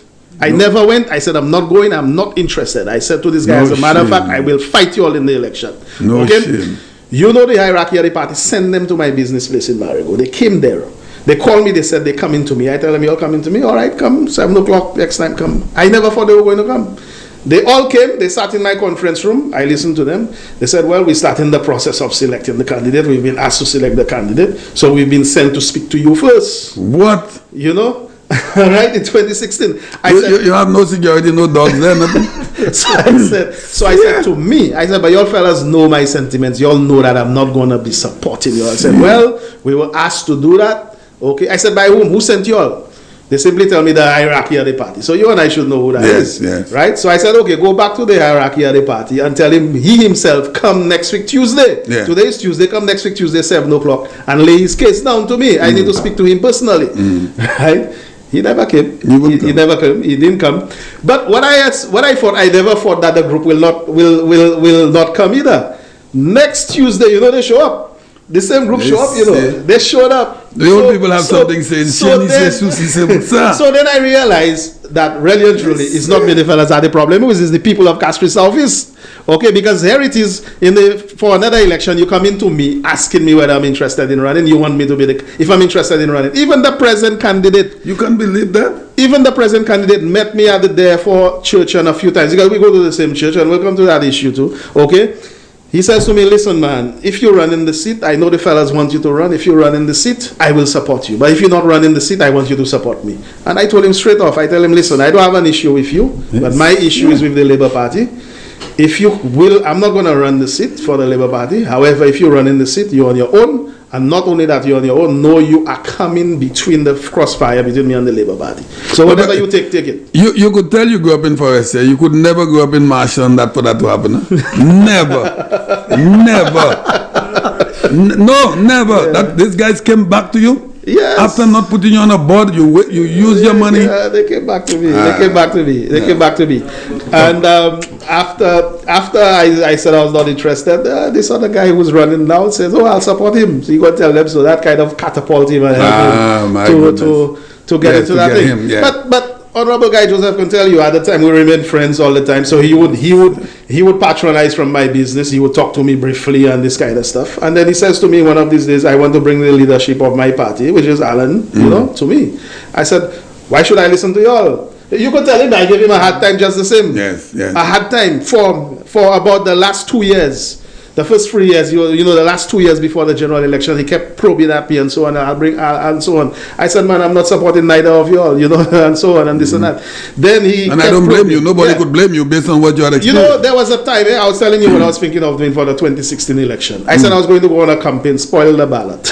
Okay. And something so. Yeah. To say, okay, I'm no longer interested in UWP, I'm no longer interested in Labour. Yeah, so I'm I'm going to run a campaign all those who are in favor with my campaign, we go in and vote, but we're spoiling the ballot. So my intention was to make sure that the majority would have been spoiled ballots. So to show both parties that the majority of the people in the country don't want either of them. You know, but then Alan came to me. So Guy came to me and said, okay, he's going to bring. I said, I'm not going to Alan. I'm not going anywhere. You bring. You can tell him, you bring Alan to me, right? Alan came to me and he sat with me for about 5 hours. Wow. You understand? Just laying down his plans for St. Lucia. You know? Laying down his plans for St. Lucia. We did that once and we had a subsequent meeting. And I tested him on all grounds and so on. And I liked the plans that he had for St. Lucia and so on. And on that basis, I say, listen, I am not supporting UWP because I need any favors from UWP. I'm not going to support UWP for any money. I didn't support UWP for any position. Guy can tell you that. But I simply continue on the basis that I had committed myself to serving my country or to see for the best for my country. Alan came and laid out all those plans and so on, and I liked what he had set up, and it was at the last moment. It was practically, election was in June, right? So we had that meeting around November 2015. Yeah. Just before the elections, and from that stage, I started talking to the UWP and so on. I bought into the idea, I bought into the theory, into the plan, and then I came in. That's how it is. I remember that famous evening. And that's why, Champagne, I keep on saying to people, he ran for Labour Party. He ran as a candidate. Yeah. Ask him what was the plan of Labour Party for the country. Labour Party never had a plan. But he said it, Mr. Minister. He said that they were asked to write down what ministries they're interested in. I mean, which political leader or which prime minister does that? You're supposed to know who your members, your cabinet members should be. And that's why I tell you, everybody talking. So I have come here and I presented both plans of the UWP, and there is the vision plan that was done in 2006. That one is a big book. Maybe the next time I come in here, I need to bring it. I can show you the plan that every UWP government has had. We say to people, you need a plan. So the Labour Party here is everywhere talking about there must be a plan. The fellas come with a plan. They come with a plan. A plan is a plan now. And that's the best plan here. I don't want to believe. I know the fellas not good in maths, but I don't want to believe they're not good in English. And they're not good in anything. No, because they're not good in anything. It cannot be that they spell plan as P-A-N. Yeah. They left out there. So I am just saying this because on a lighter side, but obviously, Champagne, the Labour Party is clueless as to what to do in a country and how to run the country. Now, I have a candidate running against me. Champagne, I have refrained myself from talking about my opponent. I ran a very neat campaign against Menisa. When things was said that I did not agree to on my platform, I apologize. Mangal and myself, we are two hotheads on a platform. You can trust. But very little would have been said even in the heat of the campaign that was castigating the person's integrity or anything like that. Other campaign being run against me in Castries Southeast. Everywhere. Guy's a volley. He's a thief. How can you vote for him? Guy this, guy. That's the campaign of Labour Party in Castries Southeast. All around. I am saying, but I'm here. Where's the record? So because Labour Party say I'm a volley, I'm a volley. No, really. You understand? Now, I've said it, and I've said to them, everybody want to use. So the candidate every day is using his unfortunate situation to deal with as if nothing should be said about him, nothing should be said pertaining to the campaign. But he's in the constituency campaigning every day.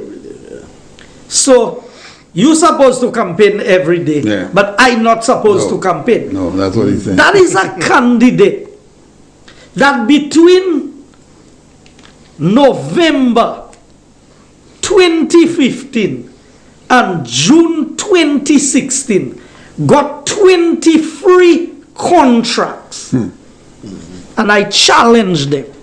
When they want to talk about people, putting people first, empowering people, I have been saying it, and I want them to take me to task on it. I want them to take me to task. And Sean Edwards in the Valley, I want you to answer to this. You all always said there was not a minister's account. I have a document in my hand here, and I tell them already, everything I say, I back it up with evidence. Yeah. Bank of St. Lucia account 103-88857. 103-88857. The minister's account. Bank of St. Lucia account number 1011-42469. NLA operations account. Bank of Nova Scotia account number 20000677. NLA loans account. That is the first time in the history of government in St. Lucia I have heard that a minister has an account and it's not his money that in the account. You understand? And from that minister's account, a colleague of theirs, a candidate who want to represent the people of Castries Southeast, in about 6 months got 23 contracts. Now I want to ask them, they don't have no other contractors in Castries Southeast, they don't have no other contractors in St. Lucia, they have no other quantity surveyors in St. Lucia, they have nobody else. 1 man.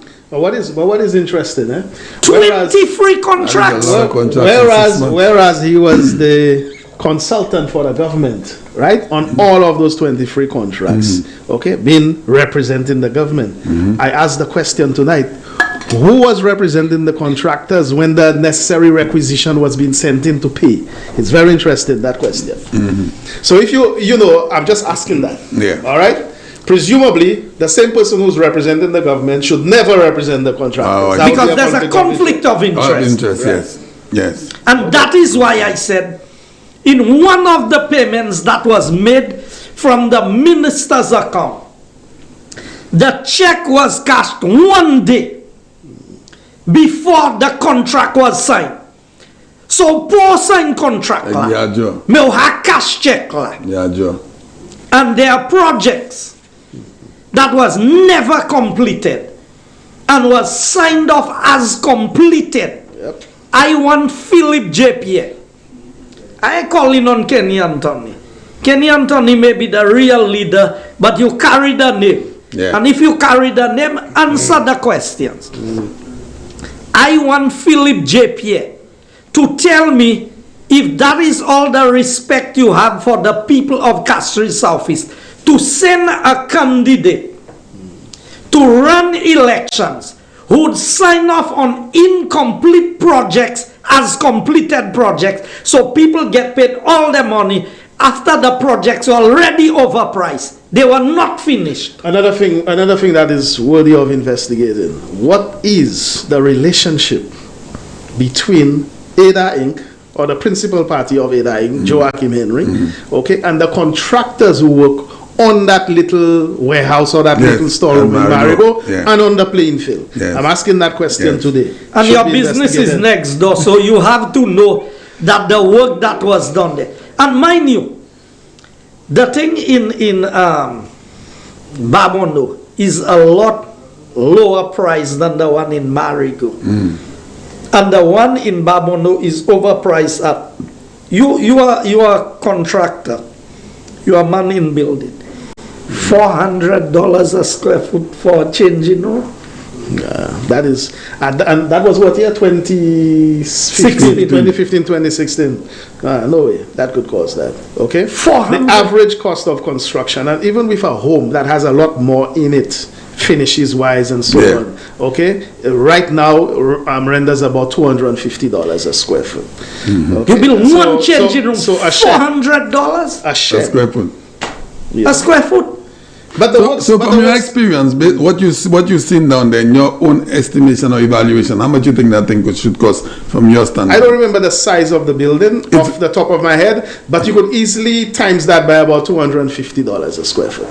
I think the one in Marigot is about $600 a square foot or somewhere close to that it came across to. So for the people that would not be able to calculate $250 a square foot, the entire facility, what would you... Right, so I'm using arbitrary sizes here. So let's just say the building is 600 square feet. I don't think it's so big. No, it's not. It's about 8 or let's say 12 by 30. So let's just say it's about 400 square. 10 by 30. Okay. If you say 10 by 40 is 400. Yeah. But about let's just say. So let's say it's 500 square. 200. Okay. Right. 500 square feet would bring it up to some money, if it's not that. So let's that would be at $200. At 200, I think that would be what, 100,000. 100,000 or 250 or something. So, but I think this thing was overpriced by not just double, but by 3 times the amount. Okay, and also the works that 250 would be $125,000 for a size that size, and I think it was around 600,000. Now the work that was done on the field itself to surface that plain area.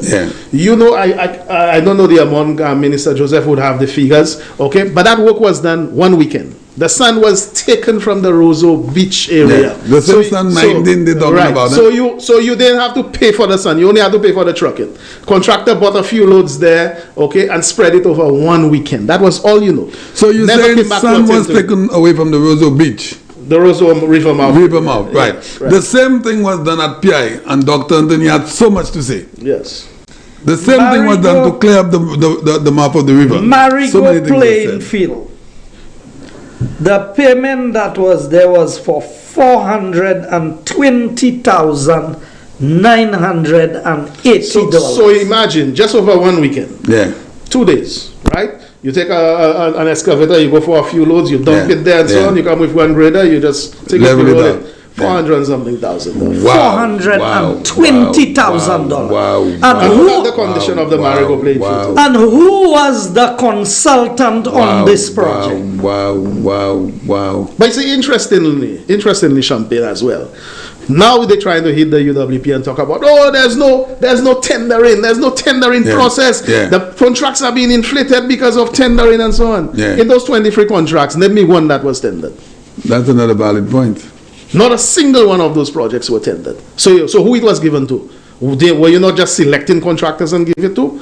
Weren't some of those contractors your friends as well? And even your family too?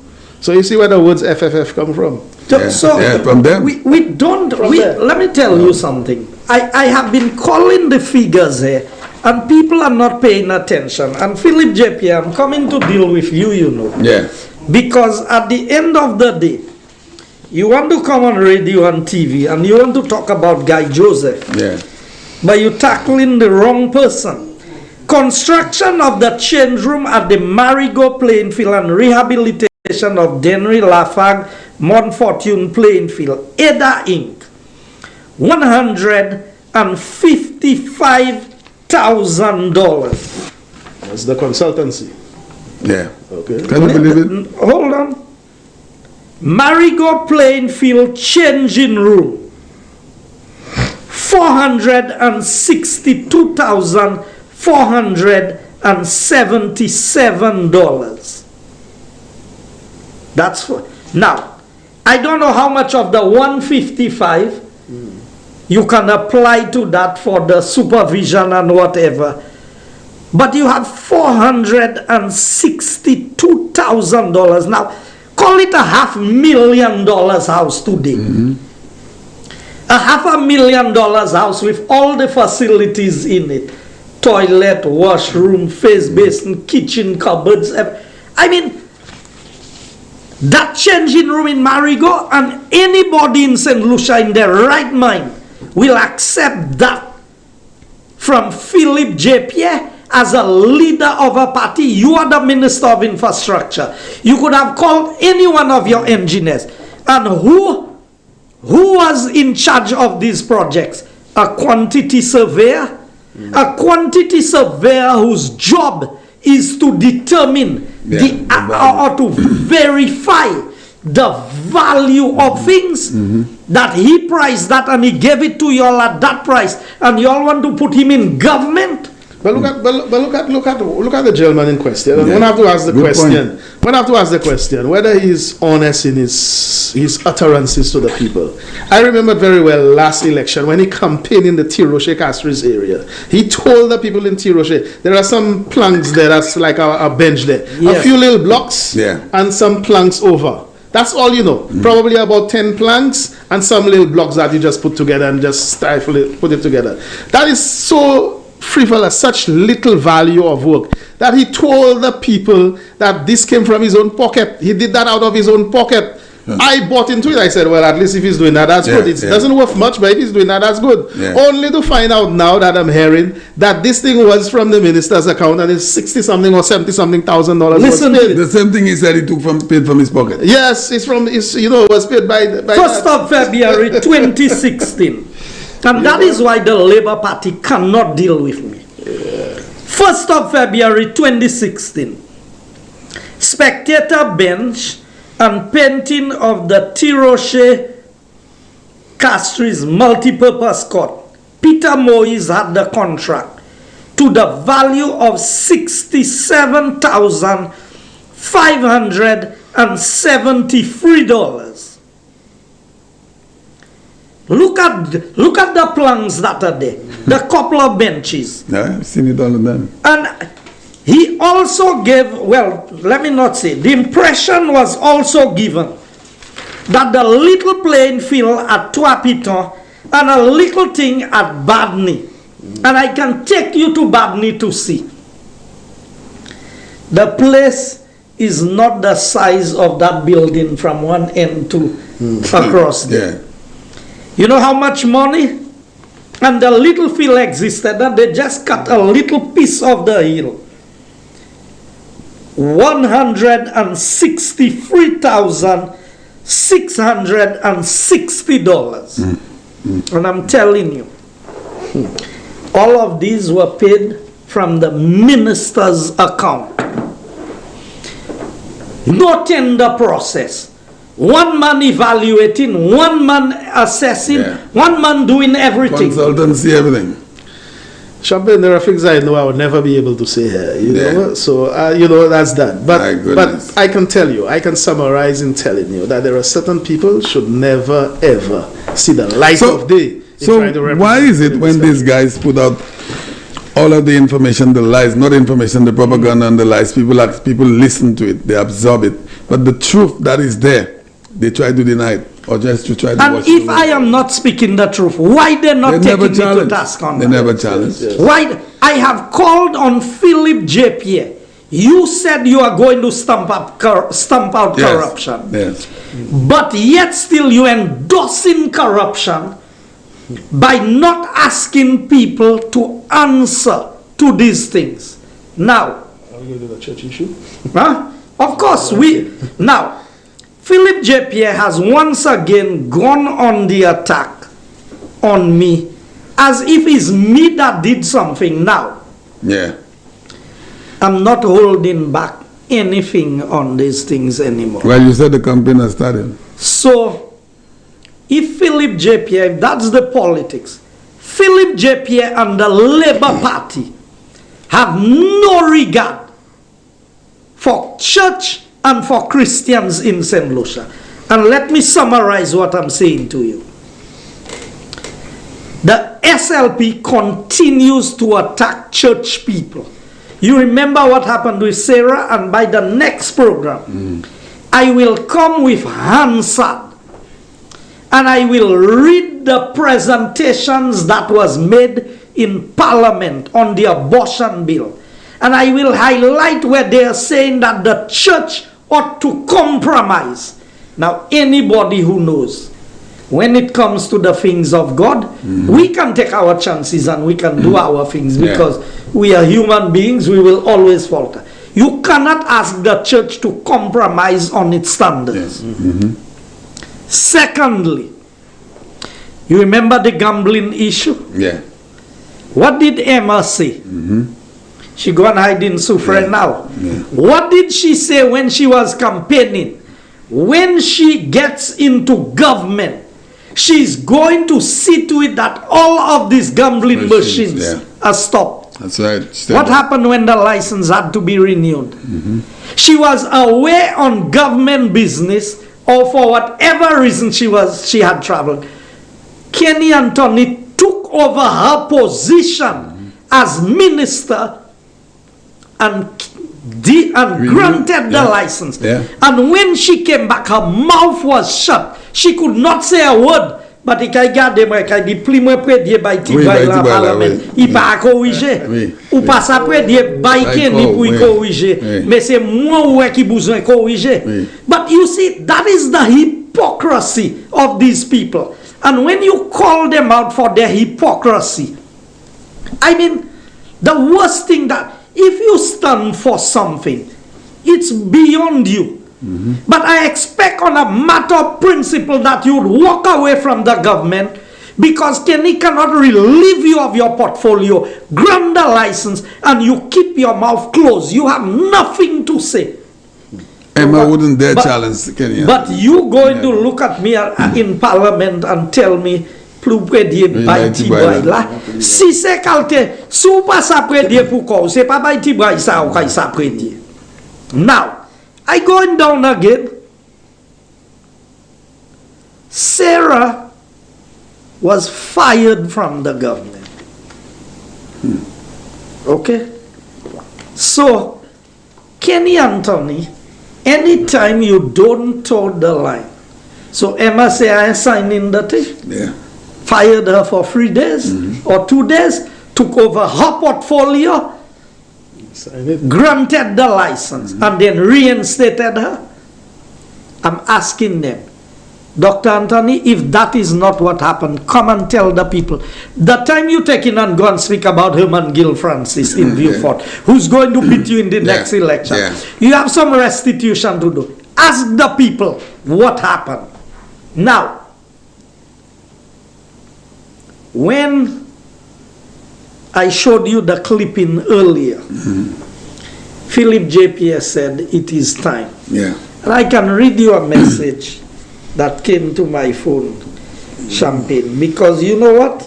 I want the people of St. Lucia to understand what has been going on and why it has been going on. The message came to me and it said, "Good night to you, Mr. Joseph. Just remember I warned you and informed you of all the things that would be coming your way 2 weeks before the Forestier incident. And there is more to come." That was 2 weeks before the incident in the church. Now, when the Labour Party said it is time to get rid of Guy Joseph, I have to ask, what do they mean? When they say, because Kenny said he would do whatever he had to do. You remember what he did? He put nomination on a Saturday. That's right. You remember it was the same Labour Party who had Menisa declaring Carnival open on a Friday night. No regard, and that is why I cannot understand praying people, people who believe in God, and I don't care which religion you belong to, whether you're Catholic, Adventist, Baptist, Jehovah, it does not matter to me. I'm not discussing religion. I'm talking about Christianity. How can Christians who are praying people leave their homes and go and vote for a party who would do such things? Don't believe in God. The basic rights afforded to somebody under the Constitution is the right to practice their religion without criticism, without fear, and without being forced to go against their religious convictions. The Constitution affords us that privilege, and even that the Labour Party has no respect for. So when Sarah spoke from her conscience against abortion, what did they do? They castigated her. They fired her eventually. When Kenny said, "You do whatever it takes to get me out of Parliament," he went and put nomination on a Saturday, which is against my freedom of religion. Not knowing he was just catapulting your victory. Exactly. Because what happened, your opponent is also of the same faith. And went and acted against his belief. Now, when people want to pretend that they belong to a faith and they believe one thing and they want to do something else. Now, let's go to the incident at the church in Forest here. You think that's the first time that this has happened? With the same individual? With the same individual? There was something prior? Oh, yes. My goodness. Now he's in a better place to speak about it, because at least it happened in the congregation where he was. I was present. You were there? Yes. And you know, I mean, I must say, right, I kept silent up to tonight because I know the gentleman well. I know his family well. We attended the same Seventh Adventist congregation in there so his children know my children well. My children and his children grew up together. I mean, his deceased son, Josima, being a doctor. My daughter is in a final year studying medicine. They used to speak quite a lot and so on. So I respected that, right? Also, when his son passed away, I did pay him a visit. Okay, I mean, I played no hypocrisy. I played him a visit. I consoled him, etc. All right, and so on, as brothers of the same faith.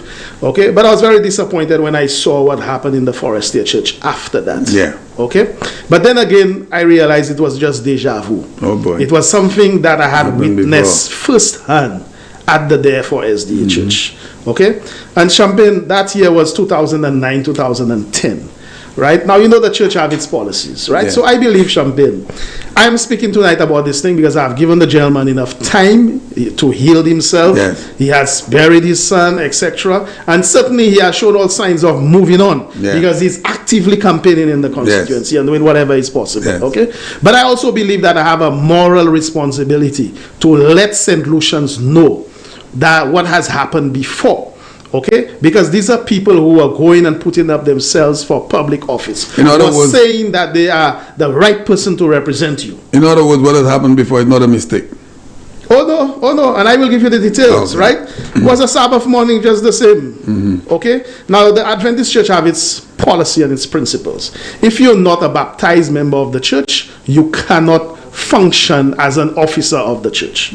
Okay, so his son, the very son who died, right, must have been about 15 years then. Okay, good musician, was playing the organ, always playing the organ in the church and so on. But the pastor is the one who leads the church, the district pastor, and the pastor goes by the principles and teachings of the church, right? So the pastor keeps saying, listen, well, your son is not baptized, you know, speaking to the young boy, we need to get you baptized and so on. But he was not baptized. He didn't get baptized then. I don't know if he did after, maybe he did.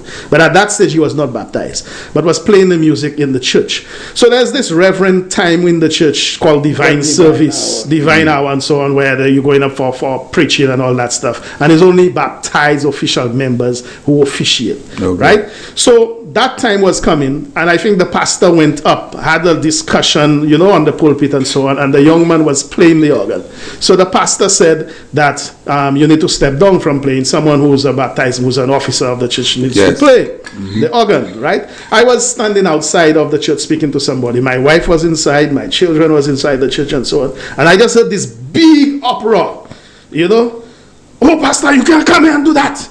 You can't come here and do that. Okay, not here. You're not doing that here. Okay, and when I rushed. Everyone started getting on, you know, get up the same way, and you heard this big uproar. So I rushed towards the church. My family is inside, so I didn't know what is going on. And I saw the gentleman in question, Joachim Henry, okay, in that big uproar in the church and walking towards the pulpit, towards the pastor.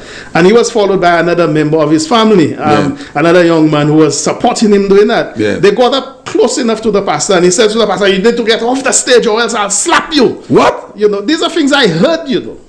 All right? I will slap you on the stage. With everyone there? But it was church was ongoing, my brother. Church was ongoing, right?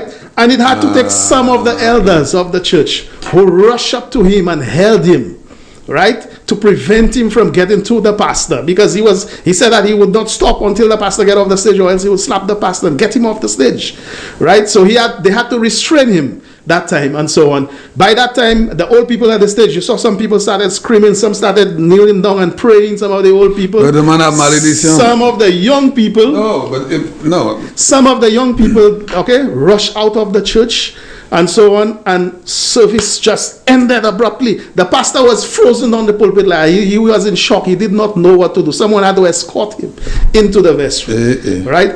That happened, and needless to say, it is around the same time of the day, because your incident happened just during minutes to 11. Minutes to 11, and you were doing the lesson study. So after the lesson study comes the divine hour. So it was around the same time period. So when that happened, church mashed up for that day, my brother, completely.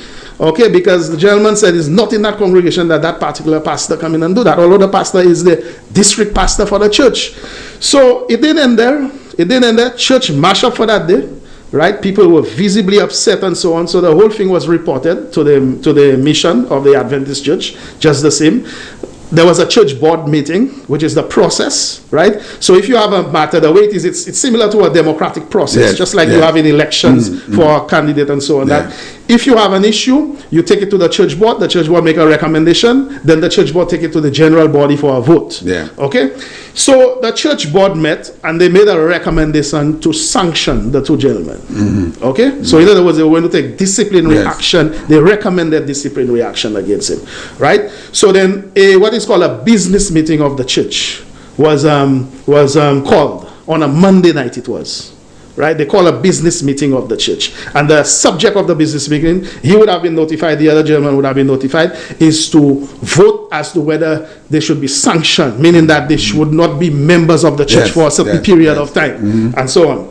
Okay, so him knowing that it's a democratic process and it is voted by majority, you know what the gentleman do? The man just go outside there and lobby all his friends who are members of the church. Now, mind you, in all those small churches, you always find one family being the larger family in the church, the dominant family. So in the Therefore SDA church, it is the Henry's family from the whole Therefore area. So people who had not seen in church for a long time, but their names were still on the books, they were not disfellowship. So he went and he lobbied everybody, right? Brought in everybody. The president of the mission then, Pastor Johnson Frederick, was the one who oversighted over the business meeting for the disciplinary hearing and so on.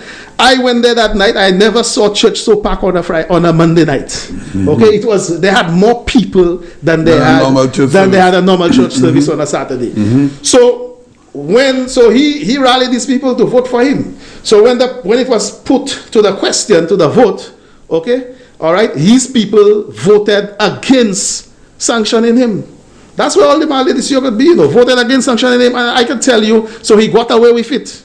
He got away with it and so on, and he could have visibly seen that the president of the mission was not happy, was upset. But it's what happened to that condregation after that make it worse, Okay?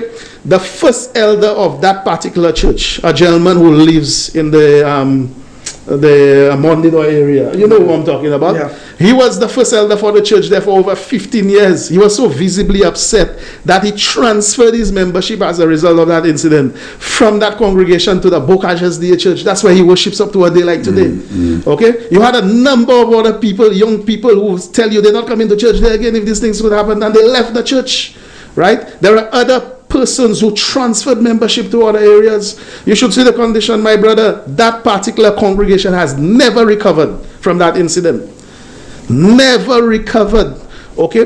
That you have right now, if you go there, you hardly could see young people in the church. They don't come, they don't participate. You see only a few adults and so on and so forth in that particular thing. And all that the pastor did, what the pastor did was in accordance to the teachings and the principles of the SDA church. Okay? He simply was enforcing what are the teachings of the church. You cannot be a non-baptized member of the church and for it to be officiating. Okay?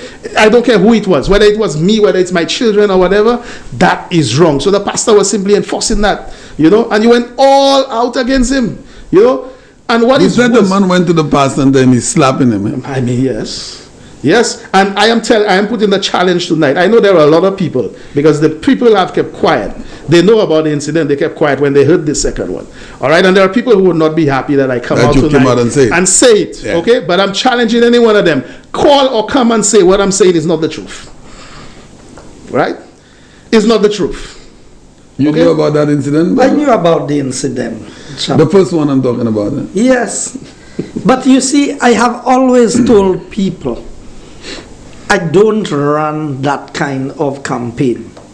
But you cannot do your things and try to make it look like it's me that did something wrong, and all the operatives of the Labour Party want to post things on social media. Pierre himself, as leader of the party, you think Pierre did not know that?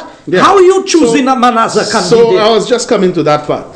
So that happened around 2009, 2010, right? Okay, I went through the selection process, okay, with the party. I knew the process, what it was, and so on. Despite they wanted me to be the candidate, I still had to go through the process, and so on. I suppose they did the screening. I got to know what the screening process was, okay, and so forth. And at that time, it was a very well put together process, okay? I have to wonder whether it is the same process today, because seeing some of the candidates that are actually emerging. But I know that the gentleman in 2016 went through that same selection process. He went through that screening process, and I am aware that the Labour Party who vetted him then knew about that church incident. They knew about that church incident, yet still they endorsed him. What does that say? You know, that you have no regard for Christianity and so on, that you could deal, but, and then, so they know he has that kind of form in him. He has the ability of breaking up church services and so on. So I suppose he was endorsed to go and do what he did in Forest Hill, asking the question. So Champagne, when people now want to use the incident, the unfortunate incident of the passing of his son, and I will never take away anything from the pain and whatever and the recovery process, but don't come and make it look like it's because Guy Joseph did something or Guy Joseph said something. And my issue is not so much with Joachim, you know. I have more issue with Philip J. Pierre for his behavior. You heard what he said? For what we did. Yeah, that's what he said. I have never even criticized Pierre, because I speak that way sometimes too. I don't remove myself. So I don't want to say that Philip J. Pierre sent Joachim and do what he did there. But if they knew that he had done that before, and he came back, so it means that they endorsed what he did before. Because when he came and he did it this time again, all of them said, I stand with you. They defended him, and they have been in his corner.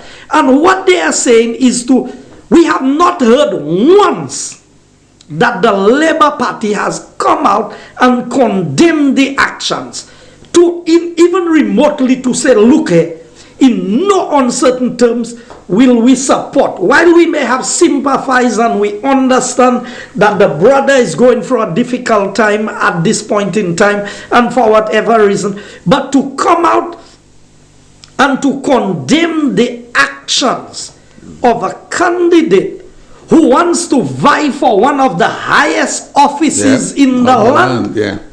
You have this, you disrupted the church service.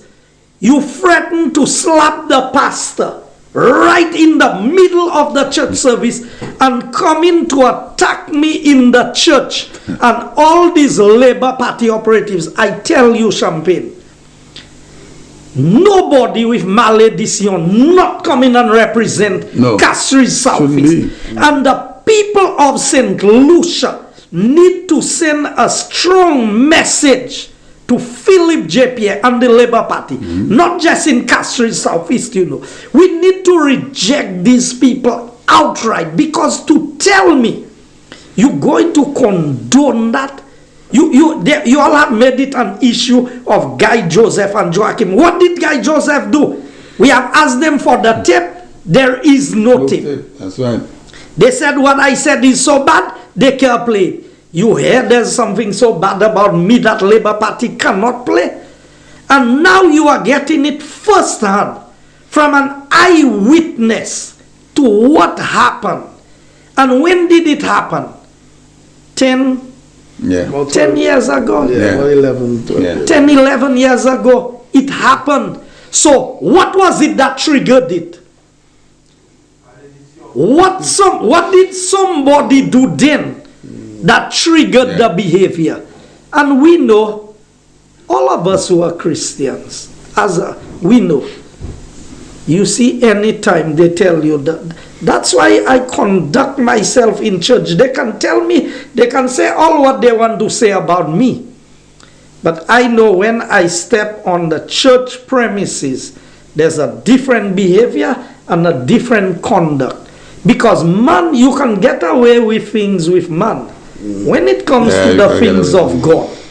So, how can the Labour Party and Kenny Anthony, Philip J. Pierre, Musa, Hile, Sean, all of y'all put together cannot look at a situation like that and see that is a man that needs help. He does. That is a man that needs guidance and counseling. That the same incident that happened many years ago has happened again. So who say it will not happen again? That is true. What steps have been taken? And rather than condemn the actions, you all want to endorse the actions. And you all want to make it look like it's Guy Joseph that said something. Champagne. That is a colleague politician. I have defended this man's name in the constituency. When people came to me and said to me, look here, but how you mean the man grieving? The man everywhere campaigning. I said, no. You cannot look at it that way. If the man sit at his home all day, all he is doing is thinking. So maybe that's a way of taking his mind off.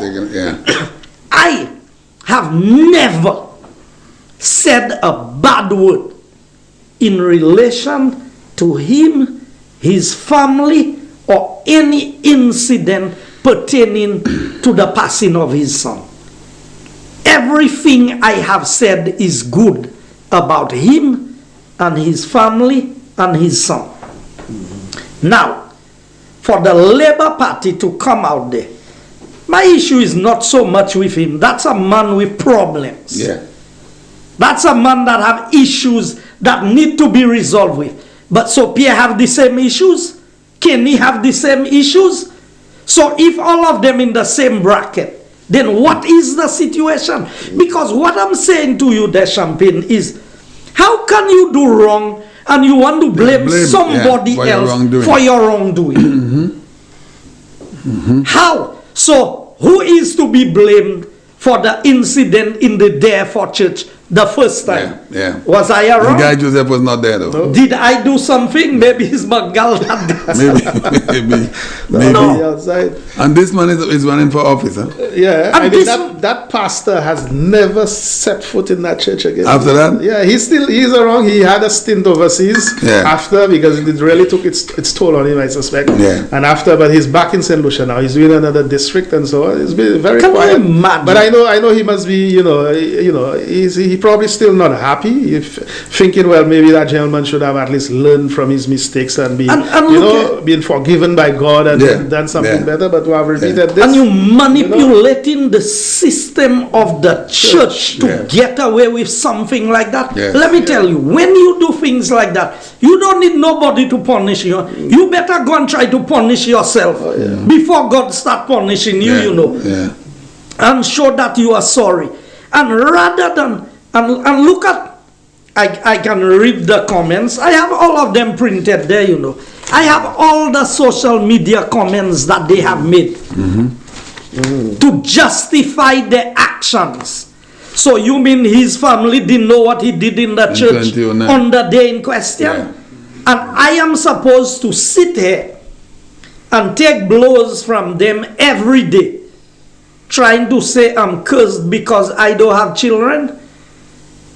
I would rather be cursed that I don't have children than to be cursed for doing the things that are being done outside there. Because I am bringing no curse of God upon myself. On 2 occasions, Brother Manga. On 2 occasions. The same man. Yeah, the same man. I mean, after that first incident in the Therefore Church, I mean, he felt that he got away with it. So, there are many times, that, there will be discussions. And whenever this man speaks, he feels, well, he's the authority. Eh? So for you, when you heard of the forestier incident, you were not surprised then? Oh, because you had seen. I wasn't surprised. When I saw the video first, and I mean, that Therefore incident just came right back to mind. Yes. It's like, but wait, this is almost a replay. Yes, it's just that in Therefore, a different area. In Therefore, as in Forest there, he asked the elder to drop him and so on, and then wanted to hit the elder. In Therefore, there was more than one elder that held him, so he could not have resisted that much, But this man has no business being running for office. Yeah. For what we are hearing tonight, St. Lucia, I didn't know of that first incident. This man has no business running for office in this country. Yeah. There's a certain level of character that you have to be to maintain to run for office in our country. Yes. This man doesn't have to be on the ticket. He should not be on the ticket. You cannot be so based on what we say. So persons like myself that didn't know about the first incident will say, what this guy did is criminal.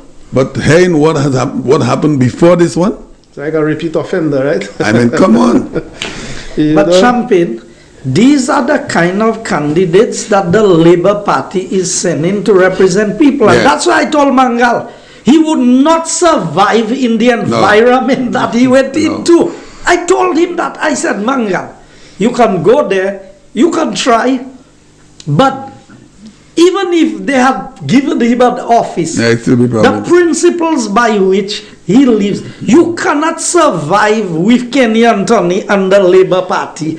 Once you're your own person, when you're in the Labour Party, you cannot think for yourself. And you cannot make decisions for yourself. I am never upset about not being given a minister's office or not even being placed on a board or anything. So I mean, because I am an independent person, Champagne. Okay, I do not need government. That's more tie up. Okay, all right. I do not need government for me to survive. But look at that. Just don't interrupt him. But after all, look after the people. When I asked him to be on the board of NHC, he said, "Now you know I have my business to run. I'm giving you 2 years." When the 2 years came, I said, brother, but things are where it need to be yet. You need to hold on. He said, man, I have my stuff to do. So it's not that that's a man vying because he wants to be Let me say something here. Maybe Honorable Joseph may not want me to go that far. But I can say something. If I wanted to be a candidate in this upcoming election, I would have been a candidate. Of course. Okay? For this UWP party.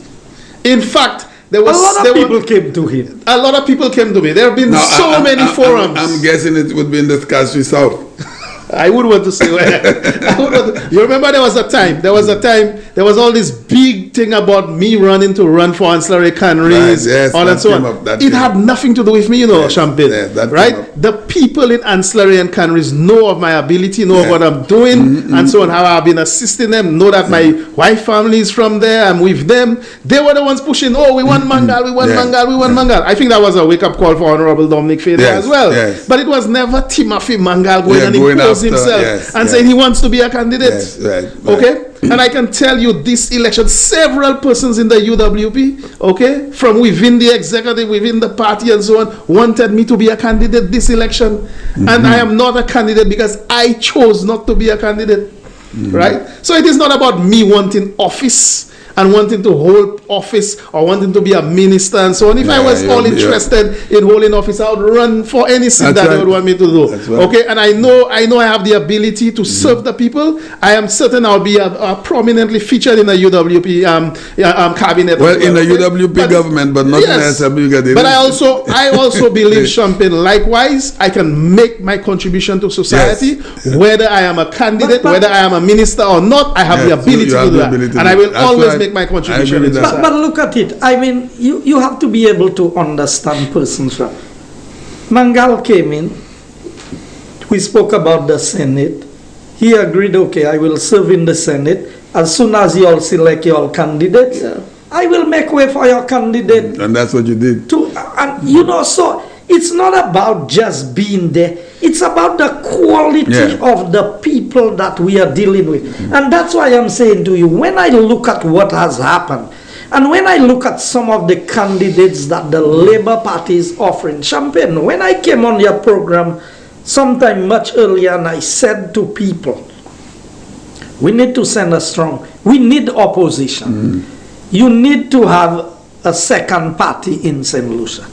But you see the dismal failure by Philip J. Pierre, Kenny Anthony, and the present crew of the Labour Party.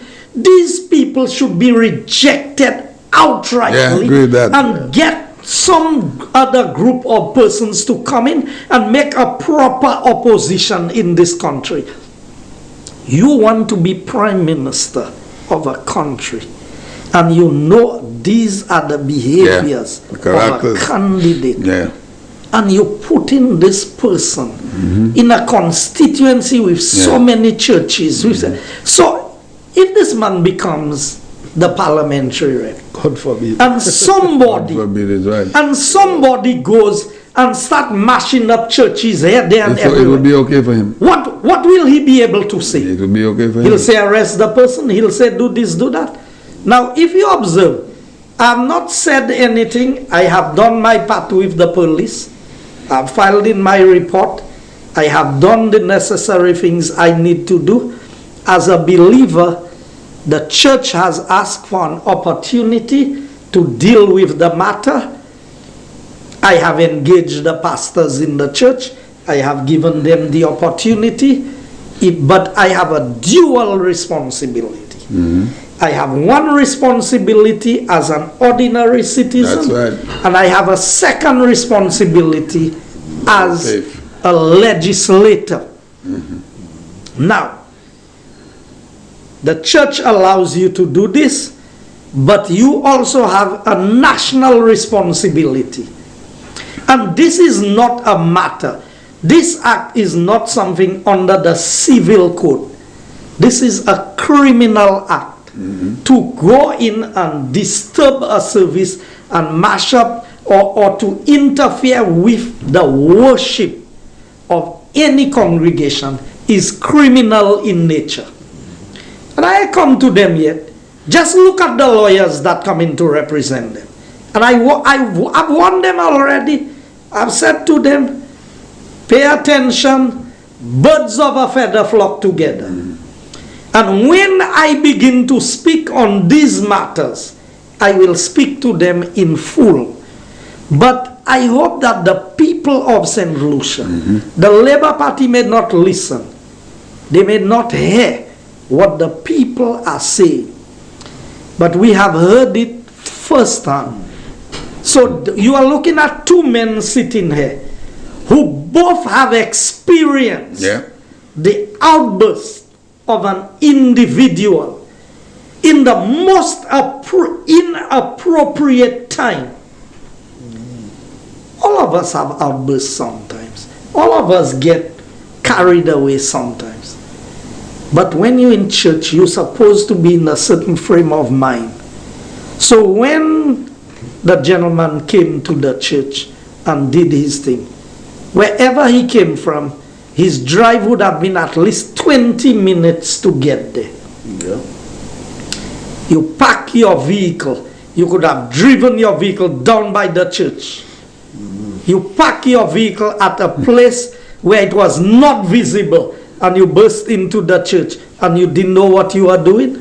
Is because of, and up to now, Philip J. Pierre, you lied on Andre Paul's program to say that you have what I said. And I can call you a liar categorically.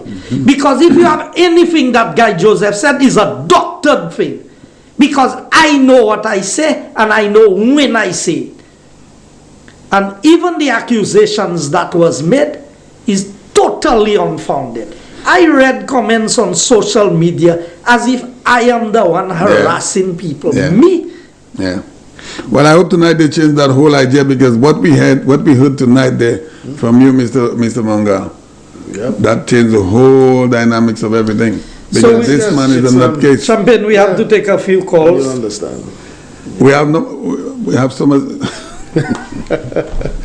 Seriously, I want to do. No, Bagala have to come back. Bagala have to come back by himself. Yes. I don't know if you may want me to just change the subject a bit and just to touch on a little NHC matter. Right?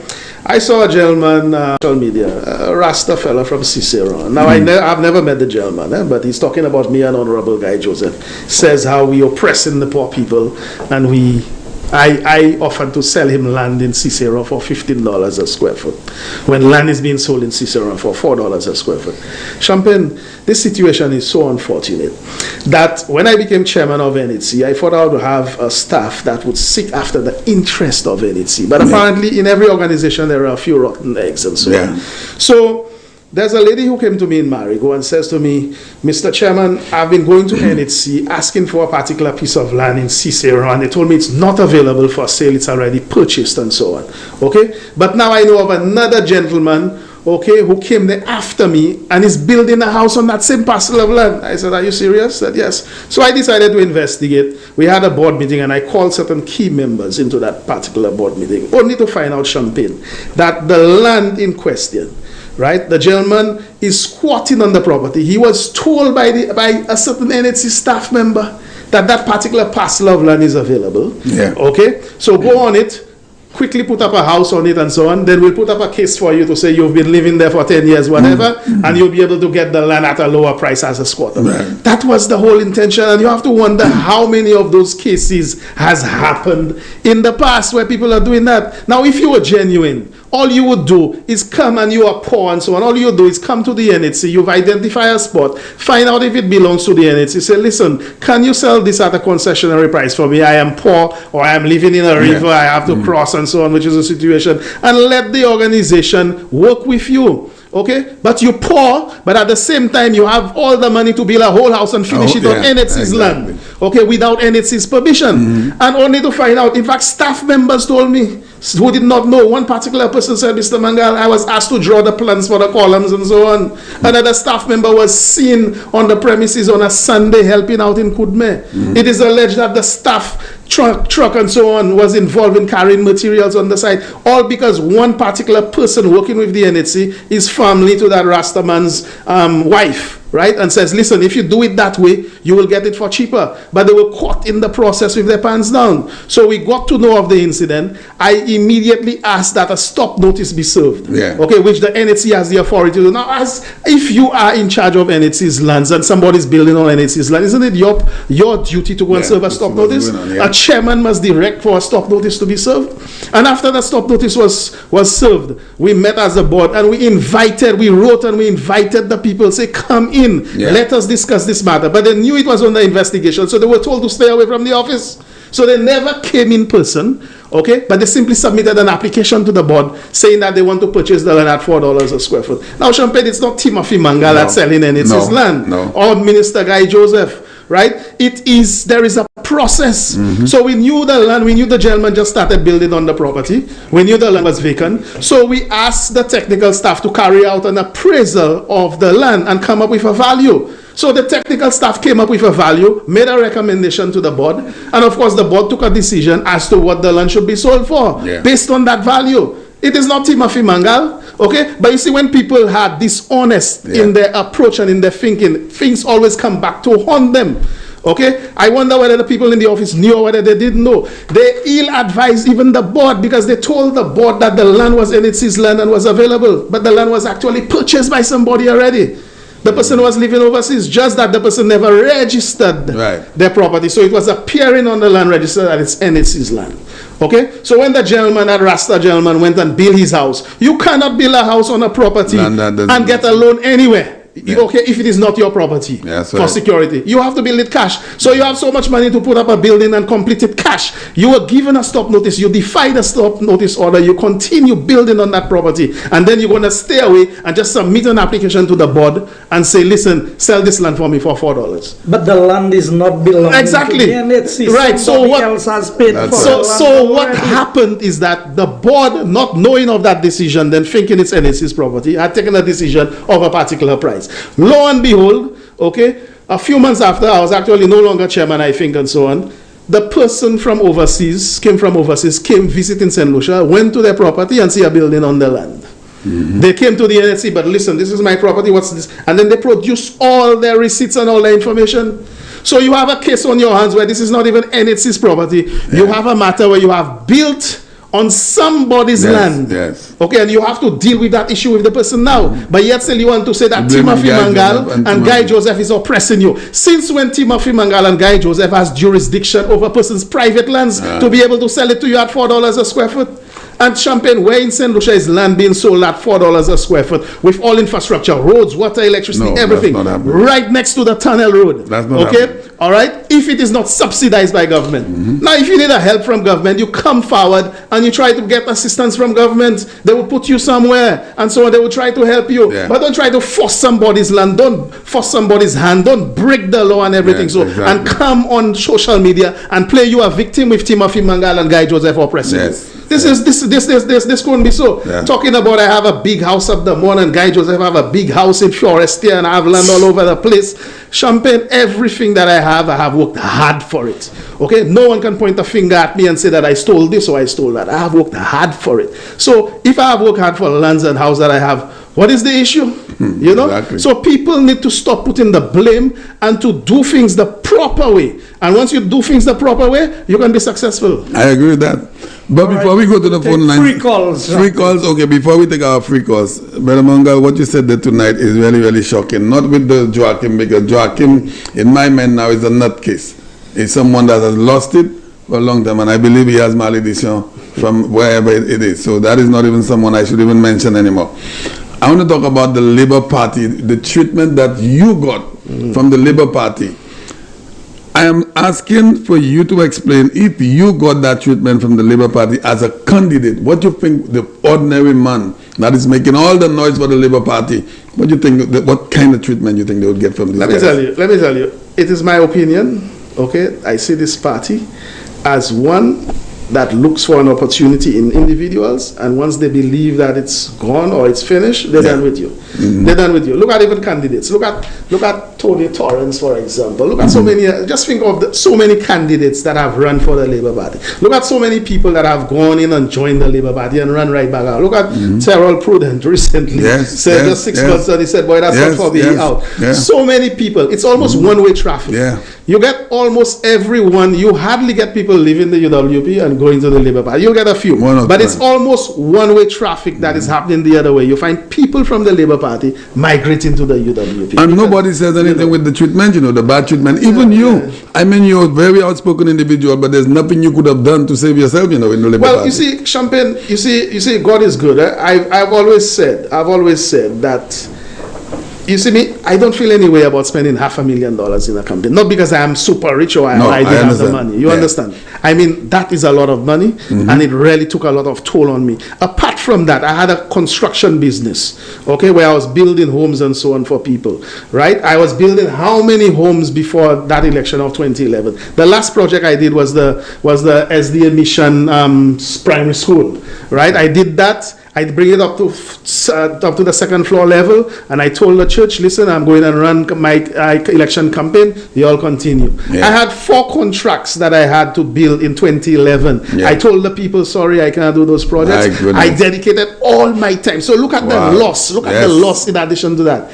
After elections, people realize, well, I'm a politician now. I don't know who believe, well, I am Labour, who's Labour, and don't want to give me a contract, or who's UW, don't want to give me a contract. Champagne, although I have not really pursued it, but since 2011, I have never revived that construction business. Okay, I have never gotten a contract to build a private home for somebody. I had to divert my construction operations. Right now, what do? I buy land, I develop my own houses, and I sell them. But if I did not do that, I would have lost my entire construction operation just because of going into elections. If Johnny Cochran was still alive, I would have asked you to get him, and you have to sue these guys. These guys have to pay you. I want to say so categorically clear tonight. Despite all my losses in elections, I have not made a claim against the Labour Party. I have not asked the UWP for a penny to support them. I have not asked them for any ministry's position. I have not said given me any contracts and so on. You have to ask anybody whatever that I'm benefiting as a private businessman, I'm doing it legitimately. Let me tell you something. My business Kenyans and you would pay me, Yeah, man. They would pay. I'm telling you. you, these guys would pay me. These guys would pay me my money. You think it's joke? To treat me that way, you give me a verbal agreement, or they say verbal agreement. I don't know. I'll say one thing here. I don't know if that's what has me fearful now to be the candidate. Yeah, I believe that. No, serious. After you get that kind of treatment, you have to be fearful. Anyway, we will take free calls for the evening. Hello, good evening. Hello. Yeah, good evening. Good evening, sir. Yeah, something that campaign with Mangal and Guy Joseph.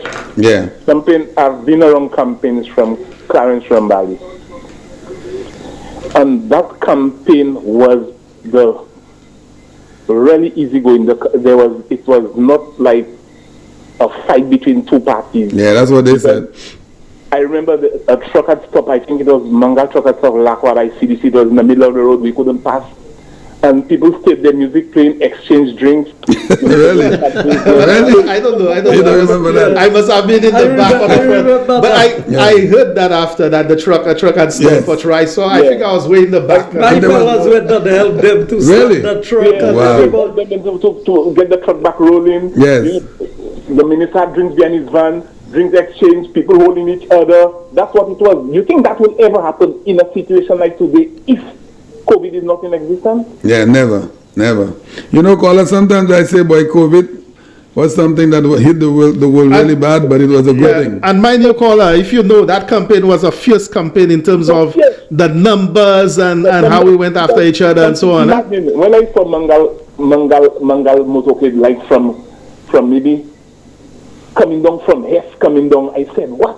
And it was, you know, and something we have bounced several places together, you know. Yes. And it ended up, I think Mangal had his office in Mac in the junction upstairs there, and we end up on the side, on the right hand side. Yeah, our last meeting was right outside his office. And we didn't have no issues. No issues on Champagne. None at all. It was so when that happened, I had to divert my motorcade that was coming back to my office and run next to Guy's office, and that's where we had that was the most peaceful campaign I came across. Yes. It was like, you know, it wasn't nothing. It was just like, you know, maybe it was just two different parties. It wasn't no. But now, there's a lot of hatred and violence. Yeah, I heard of that campaign. I was more familiar with Castries with Guy Mayers, but I was not too much involved with that side. But I know it was big. Thank you, caller. Okay. All right, have a good one. Hello, good evening. Thanks for calling. Hello. Hello, good evening. Good evening, sir. Yes, let me take some time to just send condolences to the Joanna's family. Yes. On the passing of his father. But Mr. Mangal, Mr. Guy also good evening. I didn't say good night. Good night. Okay. Good night. The gentleman in question, the Rasta man, he is not even from Cicero. Okay. The man is staying on top of the hill by Latok. You see somewhere in that area where I think it's the Labat area they call it. Okay. Right. That's where he's from. But he probably knows somebody that pushed him and that there was an opportunity, there's land. And that's not the only case in the Cicero area where people actually build on people's land. There is another case I know where that case went to court and they asking the person to pay $75,000 or they have to break down the property that he built on somebody. And caller, this one might get to the court as well, because where the gentleman have that house belongs to a private citizen as well. Okay, because they have a lot of land there that people bought the land and they out of the island. Right. You know, yes. And people see that opportunity and they go and build on it. Even some people sell those land for the people that is not even their land. Can you believe that? Can you believe that? I can tell you, there is a lot of those cases. And caller, all they have to do is come in genuinely and say, listen, can you help me? And then, you know, we'll put people on the ground and look for an appropriate location. I'm sure a parliamentary rep or somebody might send a letter or something, and we'll see, well, you know, look at the person's economic situation and make a special case. You understand? Yes. But you want to be wrong and strong. You want to go and bulldoze yourself and do things in advance and then forcefully. They have politicians pushing them. Yeah, and forcefully come and say that this is what you want and this is what you're supposed to get. Otherwise, Mangal is oppressing you. And you believe it? Yeah. At least we'll go to the land registration area and get the search, pay for a search, and then you will see and get the information. Yeah. you know. And we have all right, thanks a lot, caller. All right, so caller, you will be our final caller for the evening. Hello. Hello, good evening again. Good evening, sir. You see that, let me tell you, Castries South is the biggest Adventist populated area, constituency. That's where you have the most Adventist people. Right. And for you to tell me, a former Prime Minister, look at Many Sarambali who was raised in the faith.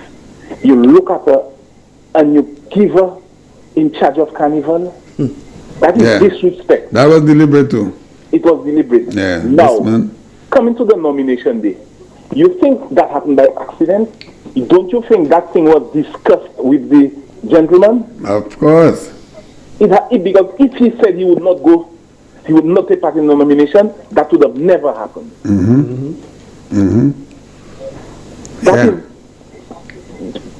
Let me tell you, you think Mr. Joseph will ever accept a ministry in charge of carnival? No, I don't think so. Ministry of Culture, never. Because you have to deal with carnival. You know, I mean, these people need to respect people's faith and respect what they believe in. Caller, do you believe that St. Lucians, the St. Lucian people have fully understood Dr. Kenny Anthony with all what he has done? Do you believe we have fully understood this man? What this man stood for? This man was me and me and me and me, only me. What I say goes. Let me tell you, this man is very devious, you know. Caller, devious is not even a word for that. Yeah. Anyway, thanks a lot, caller. You're welcome. Have a good evening. I have someone on the line, so that will be a final one. No, I know, that's the final one. Sorry. Hello, good night. Stay 1 minute. We'll go to 11 because we'll go to 11. Good evening, good evening. Good evening to you, caller. He just said to you, yes. What a show. What a show. Thank you. My question is to Mr. Mangal. Yes, caller. Everything you said about the Labour Party and the way they treated you, every St. Lucian right about now, their memories is probably jogging and remembering all the candidates that the Labour Party has treated bad. Okay? You are not lying. What you are saying is the truth because it is out there clear for all of us to see. Yes, caller. They did it to Pep, they did it to Roman Gill, they did it to Steyer, they did it to look now they have Joachim. And when they finish Joachim, I pray to God that he doesn't get insane. Oh yes. I think he better come out and come up fast too. Anyway, like I have always been saying, Minister Guy. Yeah. The problem that went in there between you and Joachim Henry, it is, I will tell you, a biblical prophecy that is going on there. Okay. Satan and God had that battle there. One served Satan, he said that he was serving God.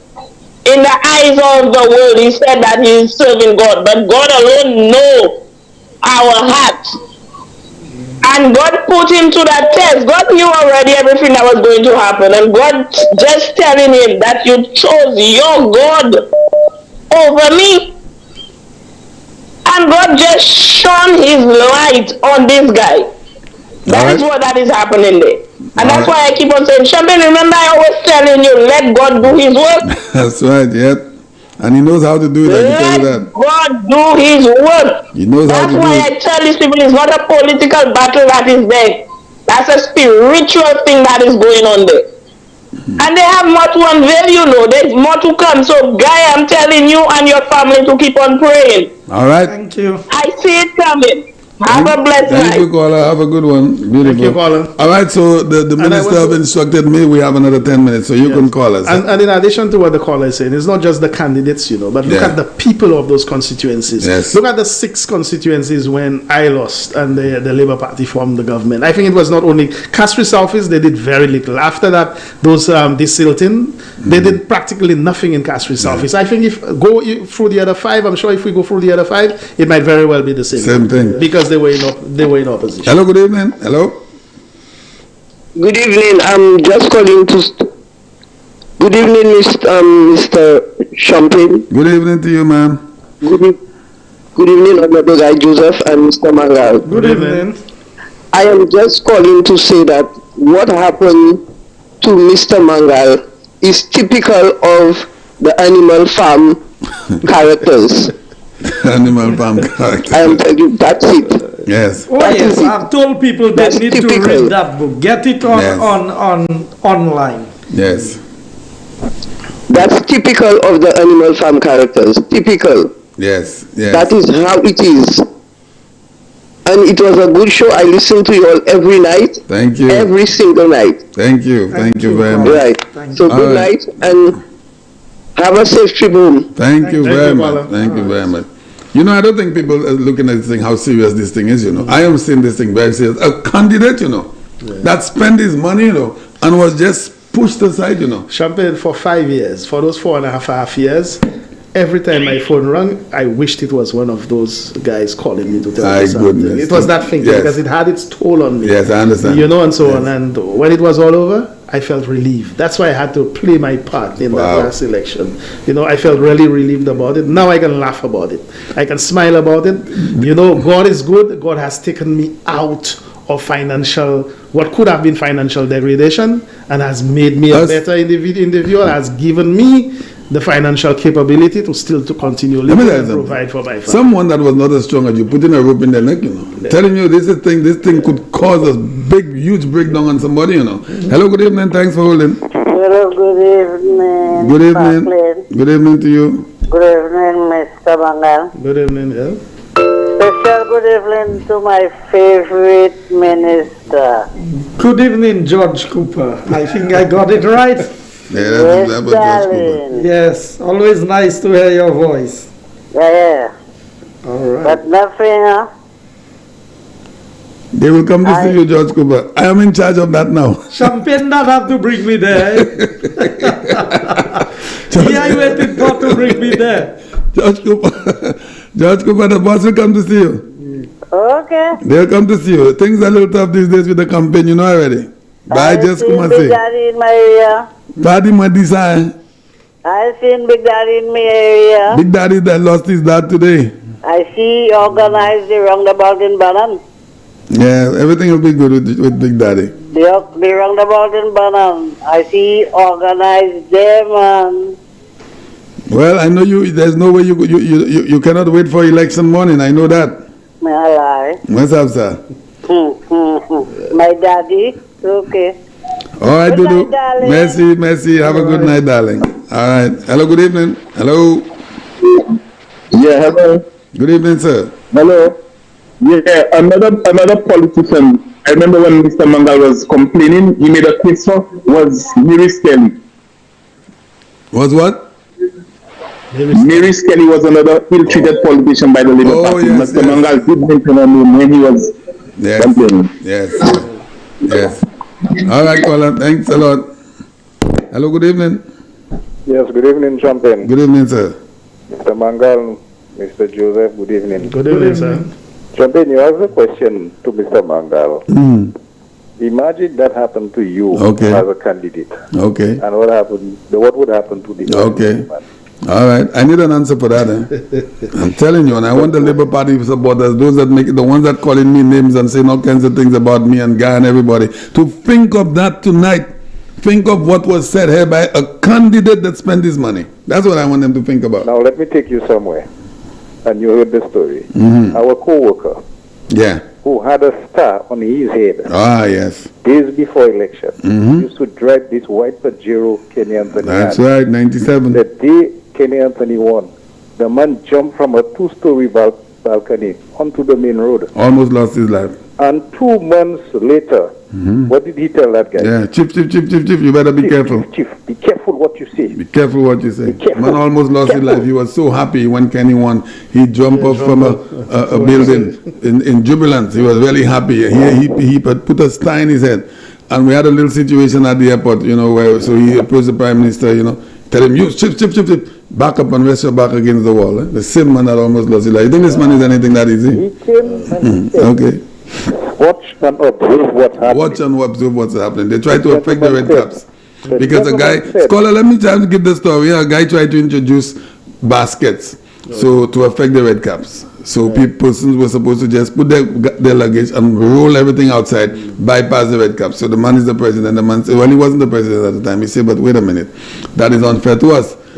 The Prime Minister was there on a Sunday. We approached the Prime Minister. He said, just rest your backs against the wall and observe what's happening. Observe what's happening. Same man that almost lost his life for the same Kenyan, you know. To him, what that was champagne was, the gentleman said to him, but for so long that has never happened here. And then he said to the gentleman, he pointed his finger, Chief, I said, be careful. I said, be careful. Just watch what's going on. To sit on a dustbin, you know. Yeah, I think this is easy. To pedal back.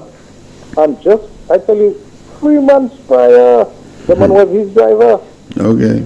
You tell me 3 months, or you forget him so far. But the man sent people in our organization. We have an association that is signed, documented with the stamps of the country. The man sent 2 people into the organization without us knowing. We just saw 2 guys came in. There's a security check that you have to go through. There's a process with SLASPA.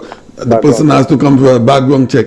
We just saw 2 guys just came in there, and the airport manager called the president upstairs and he said, these people have been sent in and you're supposed to hire them forthwith.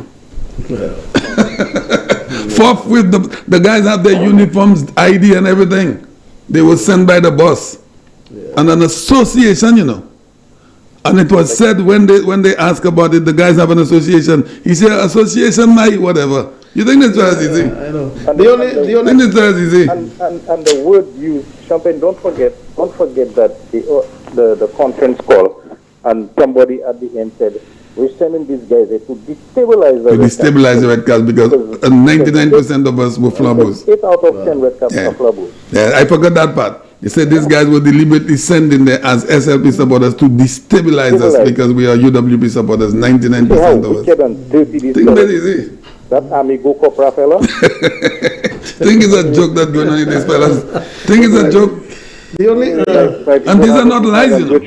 These are not lies. Thank you, caller. Thank you. Just before you all go on, I want to wish advance happy birthday greetings to Naila Mangal in Mac.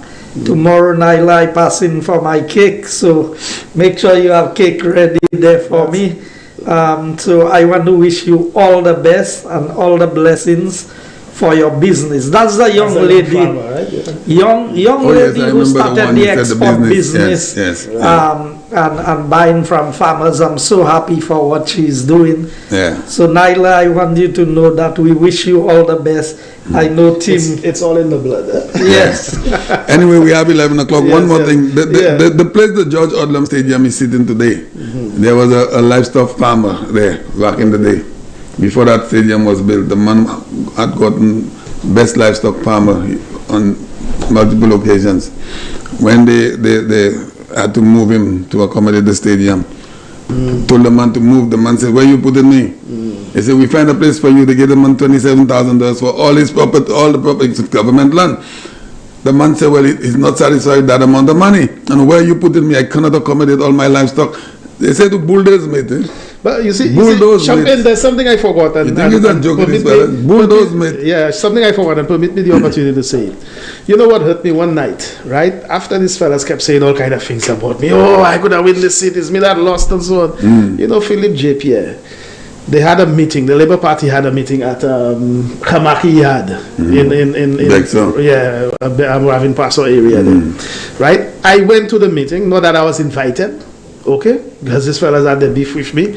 So they were in government maybe about 3 years and so on already. So then when they had a meeting in there, I went and I stood out there listening. I heard Philip J. Pierre with my own 2 ears talking about Guy Joseph is no formidable candidate. Okay, because look, he nearly lost the election. The election I campaigned so hard for. Look, he nearly lost the elections. And then he went giving the figures. Guy Joseph, and he called the number of votes Guy Joseph got. And then you know what he said? St. Lucia Labour Party, and he called the number of votes I got. Say, look, only by 115 votes. So St. Lucia Labour Party, next time we'll take him out and so on and this, that, and the other. The man gave no reference to me, nothing to the hard work that I had achieved. I mean, you know, I sat there, I listened, that hurt me, and I said loudly to all those who were around me that day, okay, so that's how you're all acting. I will show you all next election that you're losing by over, send any candidate up, over 1,000 votes. I have no doubt in my mind, nope, that doesn't matter how strong you are, you share a chair everyone once in a while. Now you won't share a chair. I believe you share chairs. I can tell you there were countless occasions when I did share. So I leave that but I'll do it privately. Of course, I know. So you know what I did? You know what I did? When I jointly campaigned the last elections with Guy Joseph, Guy can tell you, in the last rally, the last place we had the public meeting speaking, Marvin Poisson, right? I told Guy, you're winning this election by over 1,000 votes. You said that, huh? Yeah, I told him so. He told me, nah, man, I'll win, but I'll probably win by 6 something or something like that. That's why he said. I spoke just before we were the last two speakers. I spoke and he was the last speaker. When I went on the platform, I declared that day that we winning by over 1,000 votes. Yes. When I was coming down, Guy told me, I said, you actually go and say that on the platform. You know, and so on. Okay? All right. When Guy won that election by over 1,000 votes, Guy called me, tell me about how you do that. I said, but Guy, all I had to do, you were doing your work, okay, and all I had to do, all the gains I made against you last election, I just had to go back and reverse the process. Exactly. I just reversed the process, and I knew what the numbers would be. Okay, all right. And then, I mean, Guy can tell you there are many places he went to campaign. When he went there, all they would tell him, "Power boss na habasi." They're referring to me. You know, and there are people that Mangal brought on board that had done things, and I could never get these people to switch from Labour to Flamboyant. Okay. Yeah. You see, Roy that always called his master. Because of him. Okay. Roy, when he tell me Roy, when he got so Roy, I tell him I did things for Roy, because you know me as a rep, I do. He tell me, I said it. The whole of Bel-Air before that last election, no UWP candidate never won the Bel-Air. And I went there in a campaign with Guy, and I simply told the people, listen, last election you supported me, you voted for me. You know of the cause, I've been with you. You know of my disappointment with the Labour Party. I wanted to do so much for you. It was not done. I'm asking you this time, a vote for Guy Joseph is not a vote for UWP. Don't look at it this way. You're voting for proper representation for yourself, because I will be there with you, with Guy. And the people came, rallied, and voted resoundingly for him. Okay? And look at what they have reaped the benefits. And he has been there because he has supported in the financing for a lot of the projects in the constituency. The Bel-Air Road Network, you see that concrete road network? This is financed by my company. Oh, wow. And the government of St. Lucia is paying over a period of time. So together we've done a lot for the people of Castries. And this is the same thing you were asking the SLP to do, you know? That was the same thing. And they couldn't see fit to do it. That was the same thing. Because SLP has never been about the people. No. It's about themselves. They get into government and they forget the road that they used to get there. That's why whenever they are elected, they forget about the people. And the amount of work we've been able to do, and I can proudly say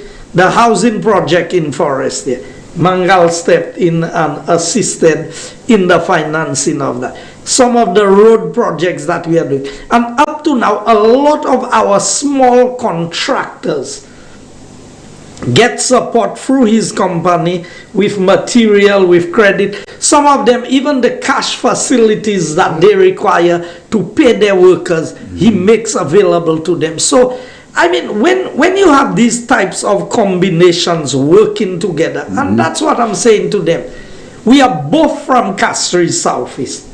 We've been successful, and we both live in the constituency. That's right. When the Labour Party started spreading rumors about me, that, I'm not living in the constituency, the fellas go and take the picture of my house. Can you believe it? Put it on Facebook, saying that my house is for sale, you know. Just to show. Because they know they have a candidate who not from the constituency, here living in the constituency. So if they say, I'm not living in the constituency, so no big deal. And I tell them, he is there. When we campaigned, we spoke about that. the plan for my house. He was the one who drew the plan for my house. So I'm saying, and we maintained a relationship even when we were on opposite sides. When he campaigned against me, you think afterwards I'll say, oh, I ain't going and buy nothing by Mangal. When I was building, I needed my tiles, my doors, and he would give me discount, you know. But you know, that is business, my brother. And I got a lot of blows from the Labour Party for because that. Of that. I mean, imagine the fellas not looking after me anything. The gentleman is coming and pay for his stuff. Yes. But they see him coming from my yard, they say I donated materials for him to one campaign against the Labour Party.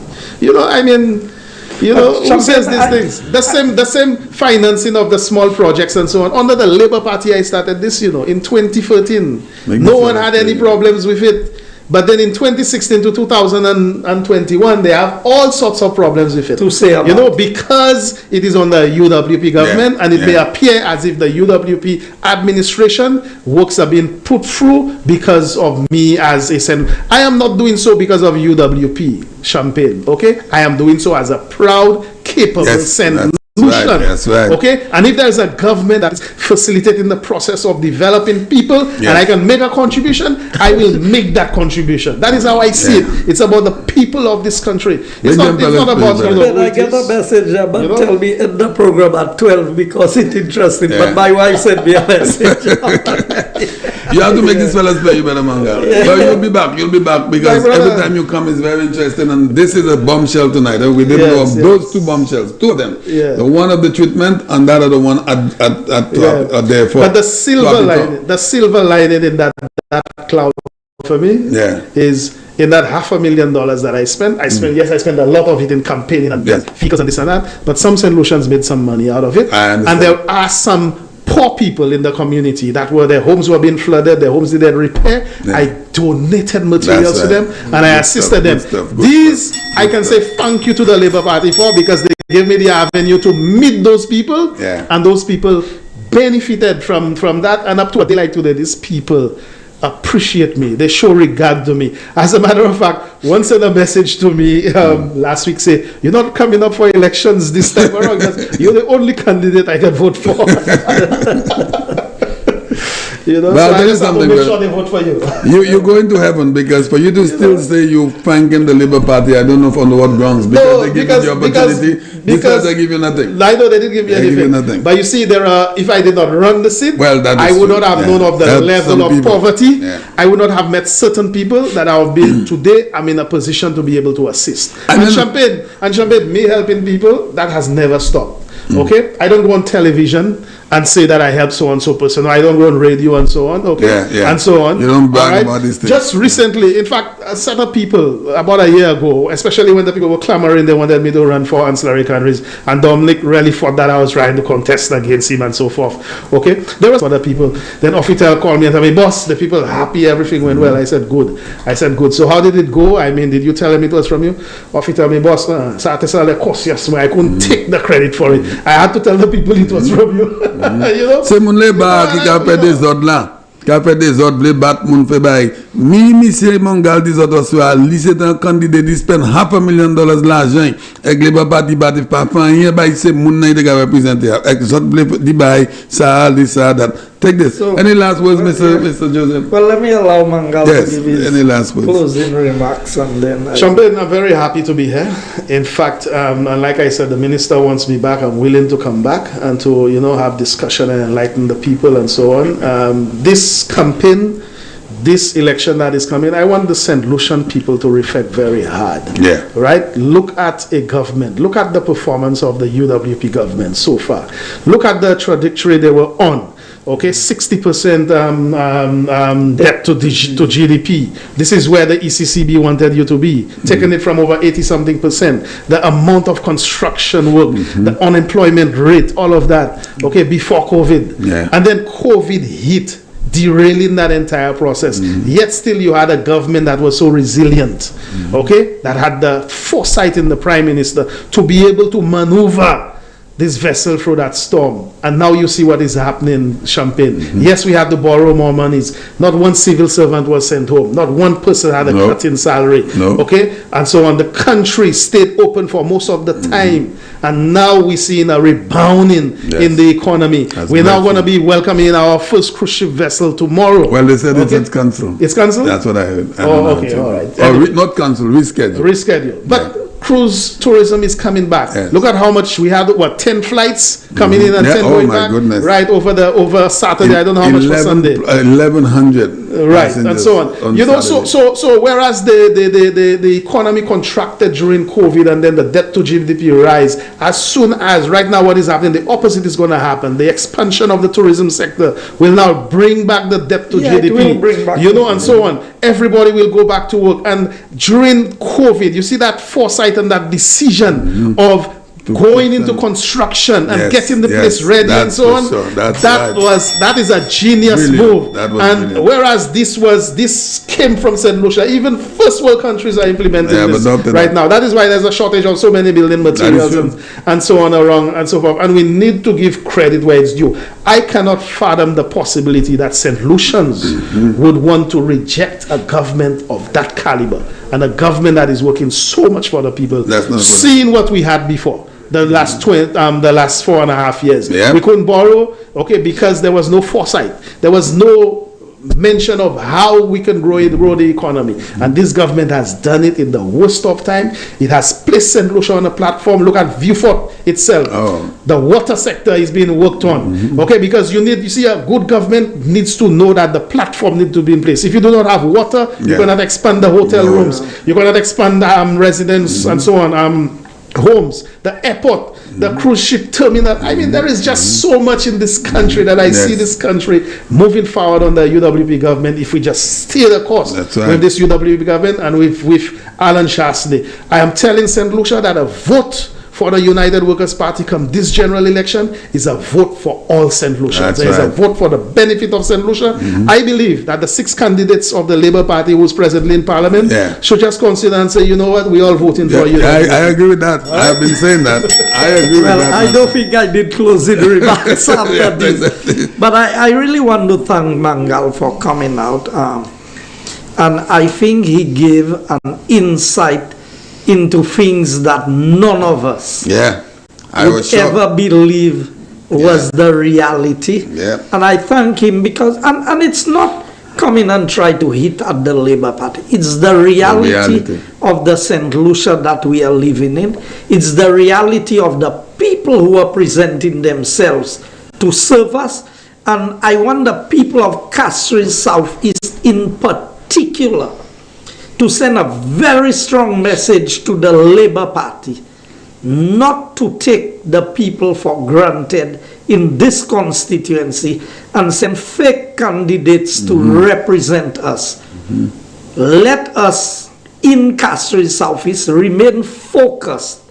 St. Lucia is on the right track to growth and development, and we can see all the signs of it under this administration and this Prime Minister, and there is no need for change at this point in time. Well said. Anyway, St. Lucia, Mr. Peter Penistien was supposed to be here tomorrow, one of the directors of Fresh Start. He has informed me that he has to reschedule our sit-down to another time because he's going to be engaged with a meeting. So for those of you who were expecting to hear Mr. Penistien tomorrow, that sit-down has been rescheduled. I will let you know. You have my song?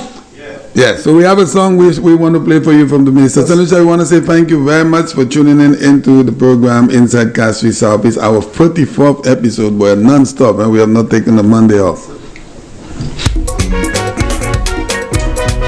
That's the guy, the right guy. Guys are so map. The right guy.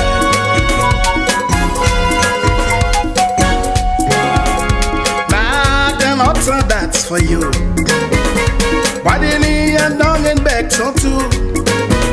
No matter what Labour try, the people cannot deny that this guy is always there for you.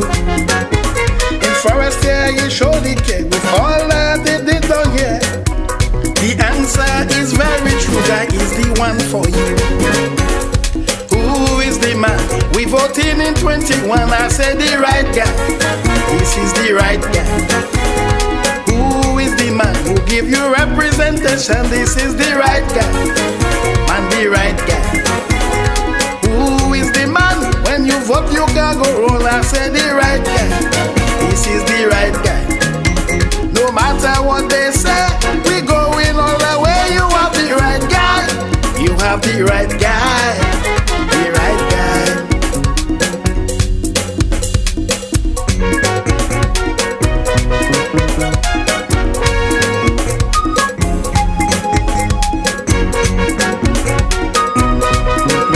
What I was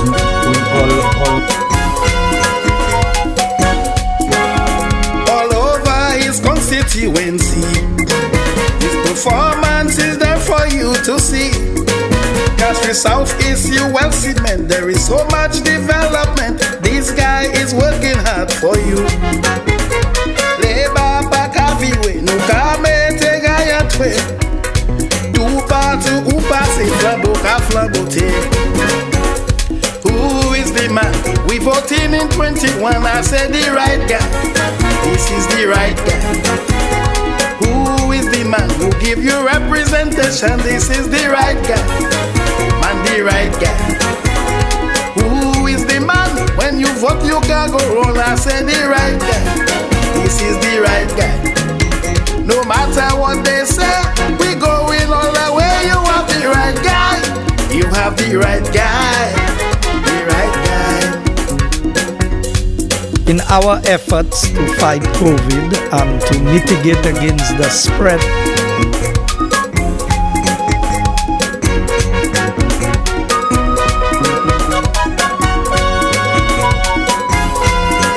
limited just to this place that I am here today, but it's a presentation that is there can be no better one. Your problems in understanding your name, it takes a stand regardless of the opposition. I'm in the best of community. Castries just up to make a guy. Who is the man? We voted in 21. I said the right guy. This is the right guy. Who is the man who give you representation? This is the right guy. Man, the right guy. Who is the man? When you vote, you can go wrong. That is the right guy. This is the right guy. So no matter what they say, we going all the way. You have the right guy. You have the right guy. The right guy.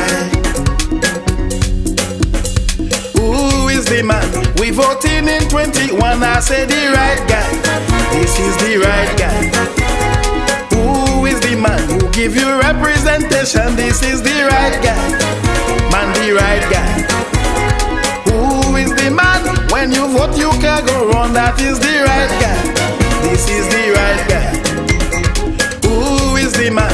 We voted in 21. I said the right guy. This is the right guy. Who is the man who give you representation? This is the right guy. Man, the right guy. Who is the man? When you vote, you can go wrong. That is the right guy. This is the right guy. Who is the man?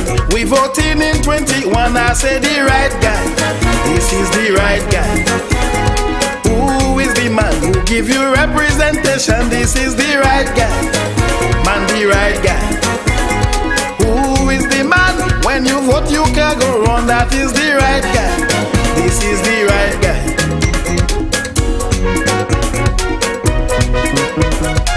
Guys are so map. The right guy. to mitigate against the spread of it.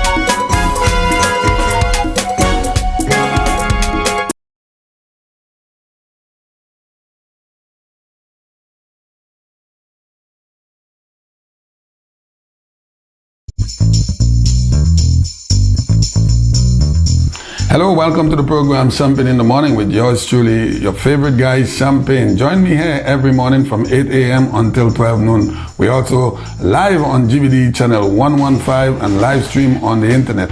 Join me as we discuss all of the current events of our beautiful country and around the world. You too could get into the program by calling in 456-0931 or 485-0931. Thank you for tuning in. Join me 8 a.m. to 12 noon.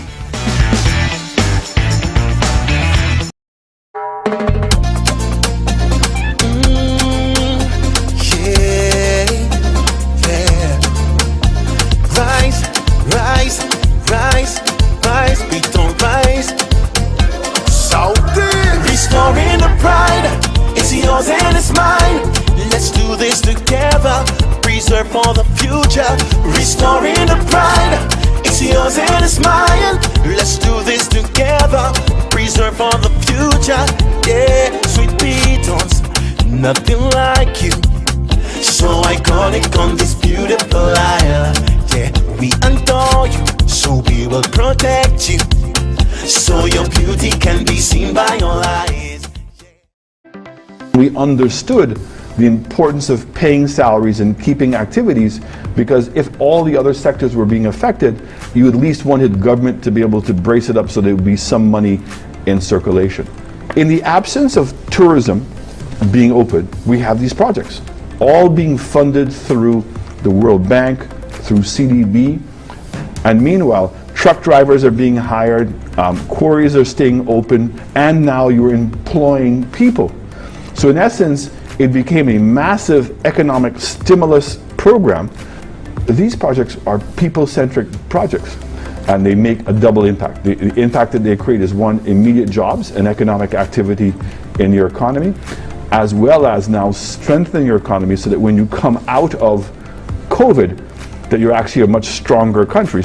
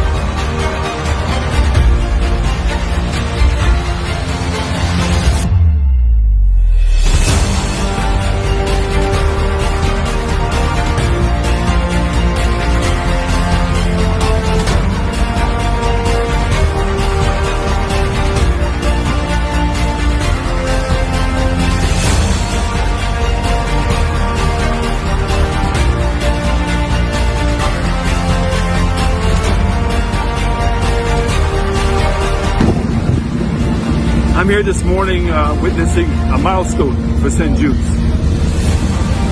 This is a new hospital.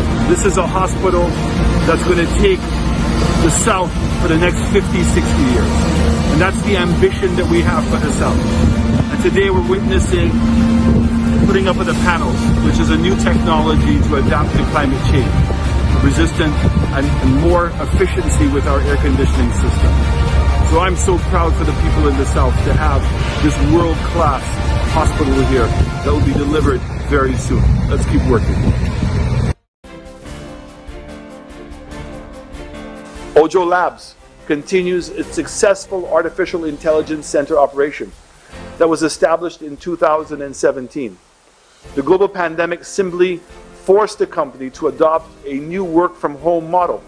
The company employs over 420 people and is actively seeking additional persons as part of its expansion plans. We've witnessed similar positivity in the business processing operations subsector. Not only were the 550 employees retained by ITEL BPO, but an additional 400 jobs are expected now that the retrofit of the second factory shell is near completion. Even more remarkable, Mr. Speaker, is the plans for a third site that would increase the overall company workforce to 1,200 persons. Between Ojo and ITEL BPO, we are seeing the injection of over $4.5 million in salaries a month in the South.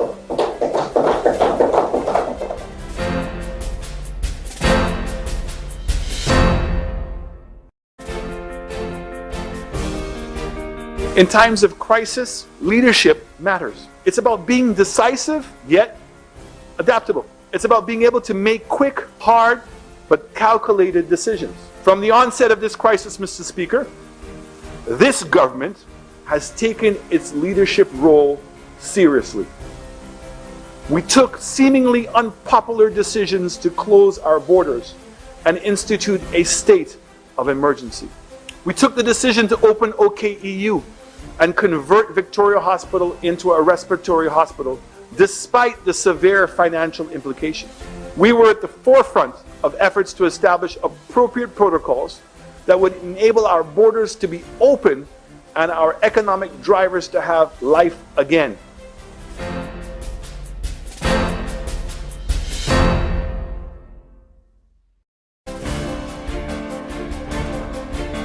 Ojo Labs continues its successful artificial intelligence center operation that was established in 2017.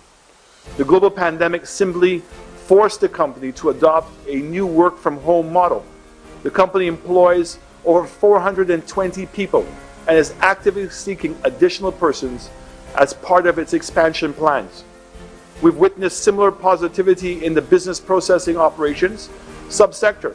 Not only were the 550 employees retained by ITEL BPO, but an additional 400 jobs are expected now that the retrofit of the second factory shell is near completion. Even more remarkable, Mr. Speaker, is the plans for a third site that would increase the overall company workforce to 1,200 persons. Between Ojo and ITEL BPO, we are seeing the injection of over $4.5 million in salaries a month in the South.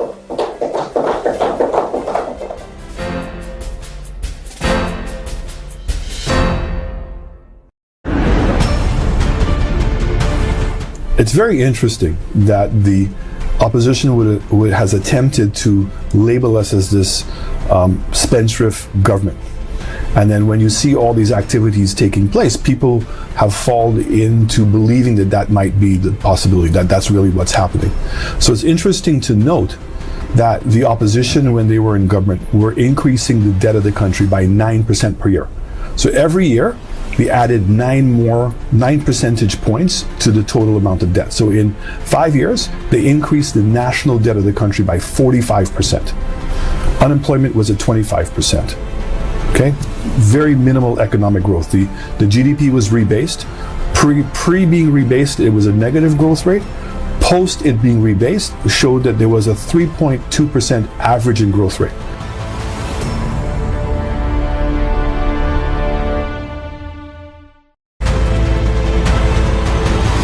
The government has put in additional money into the St. Lucia Development Bank to help small businesses get off the ground.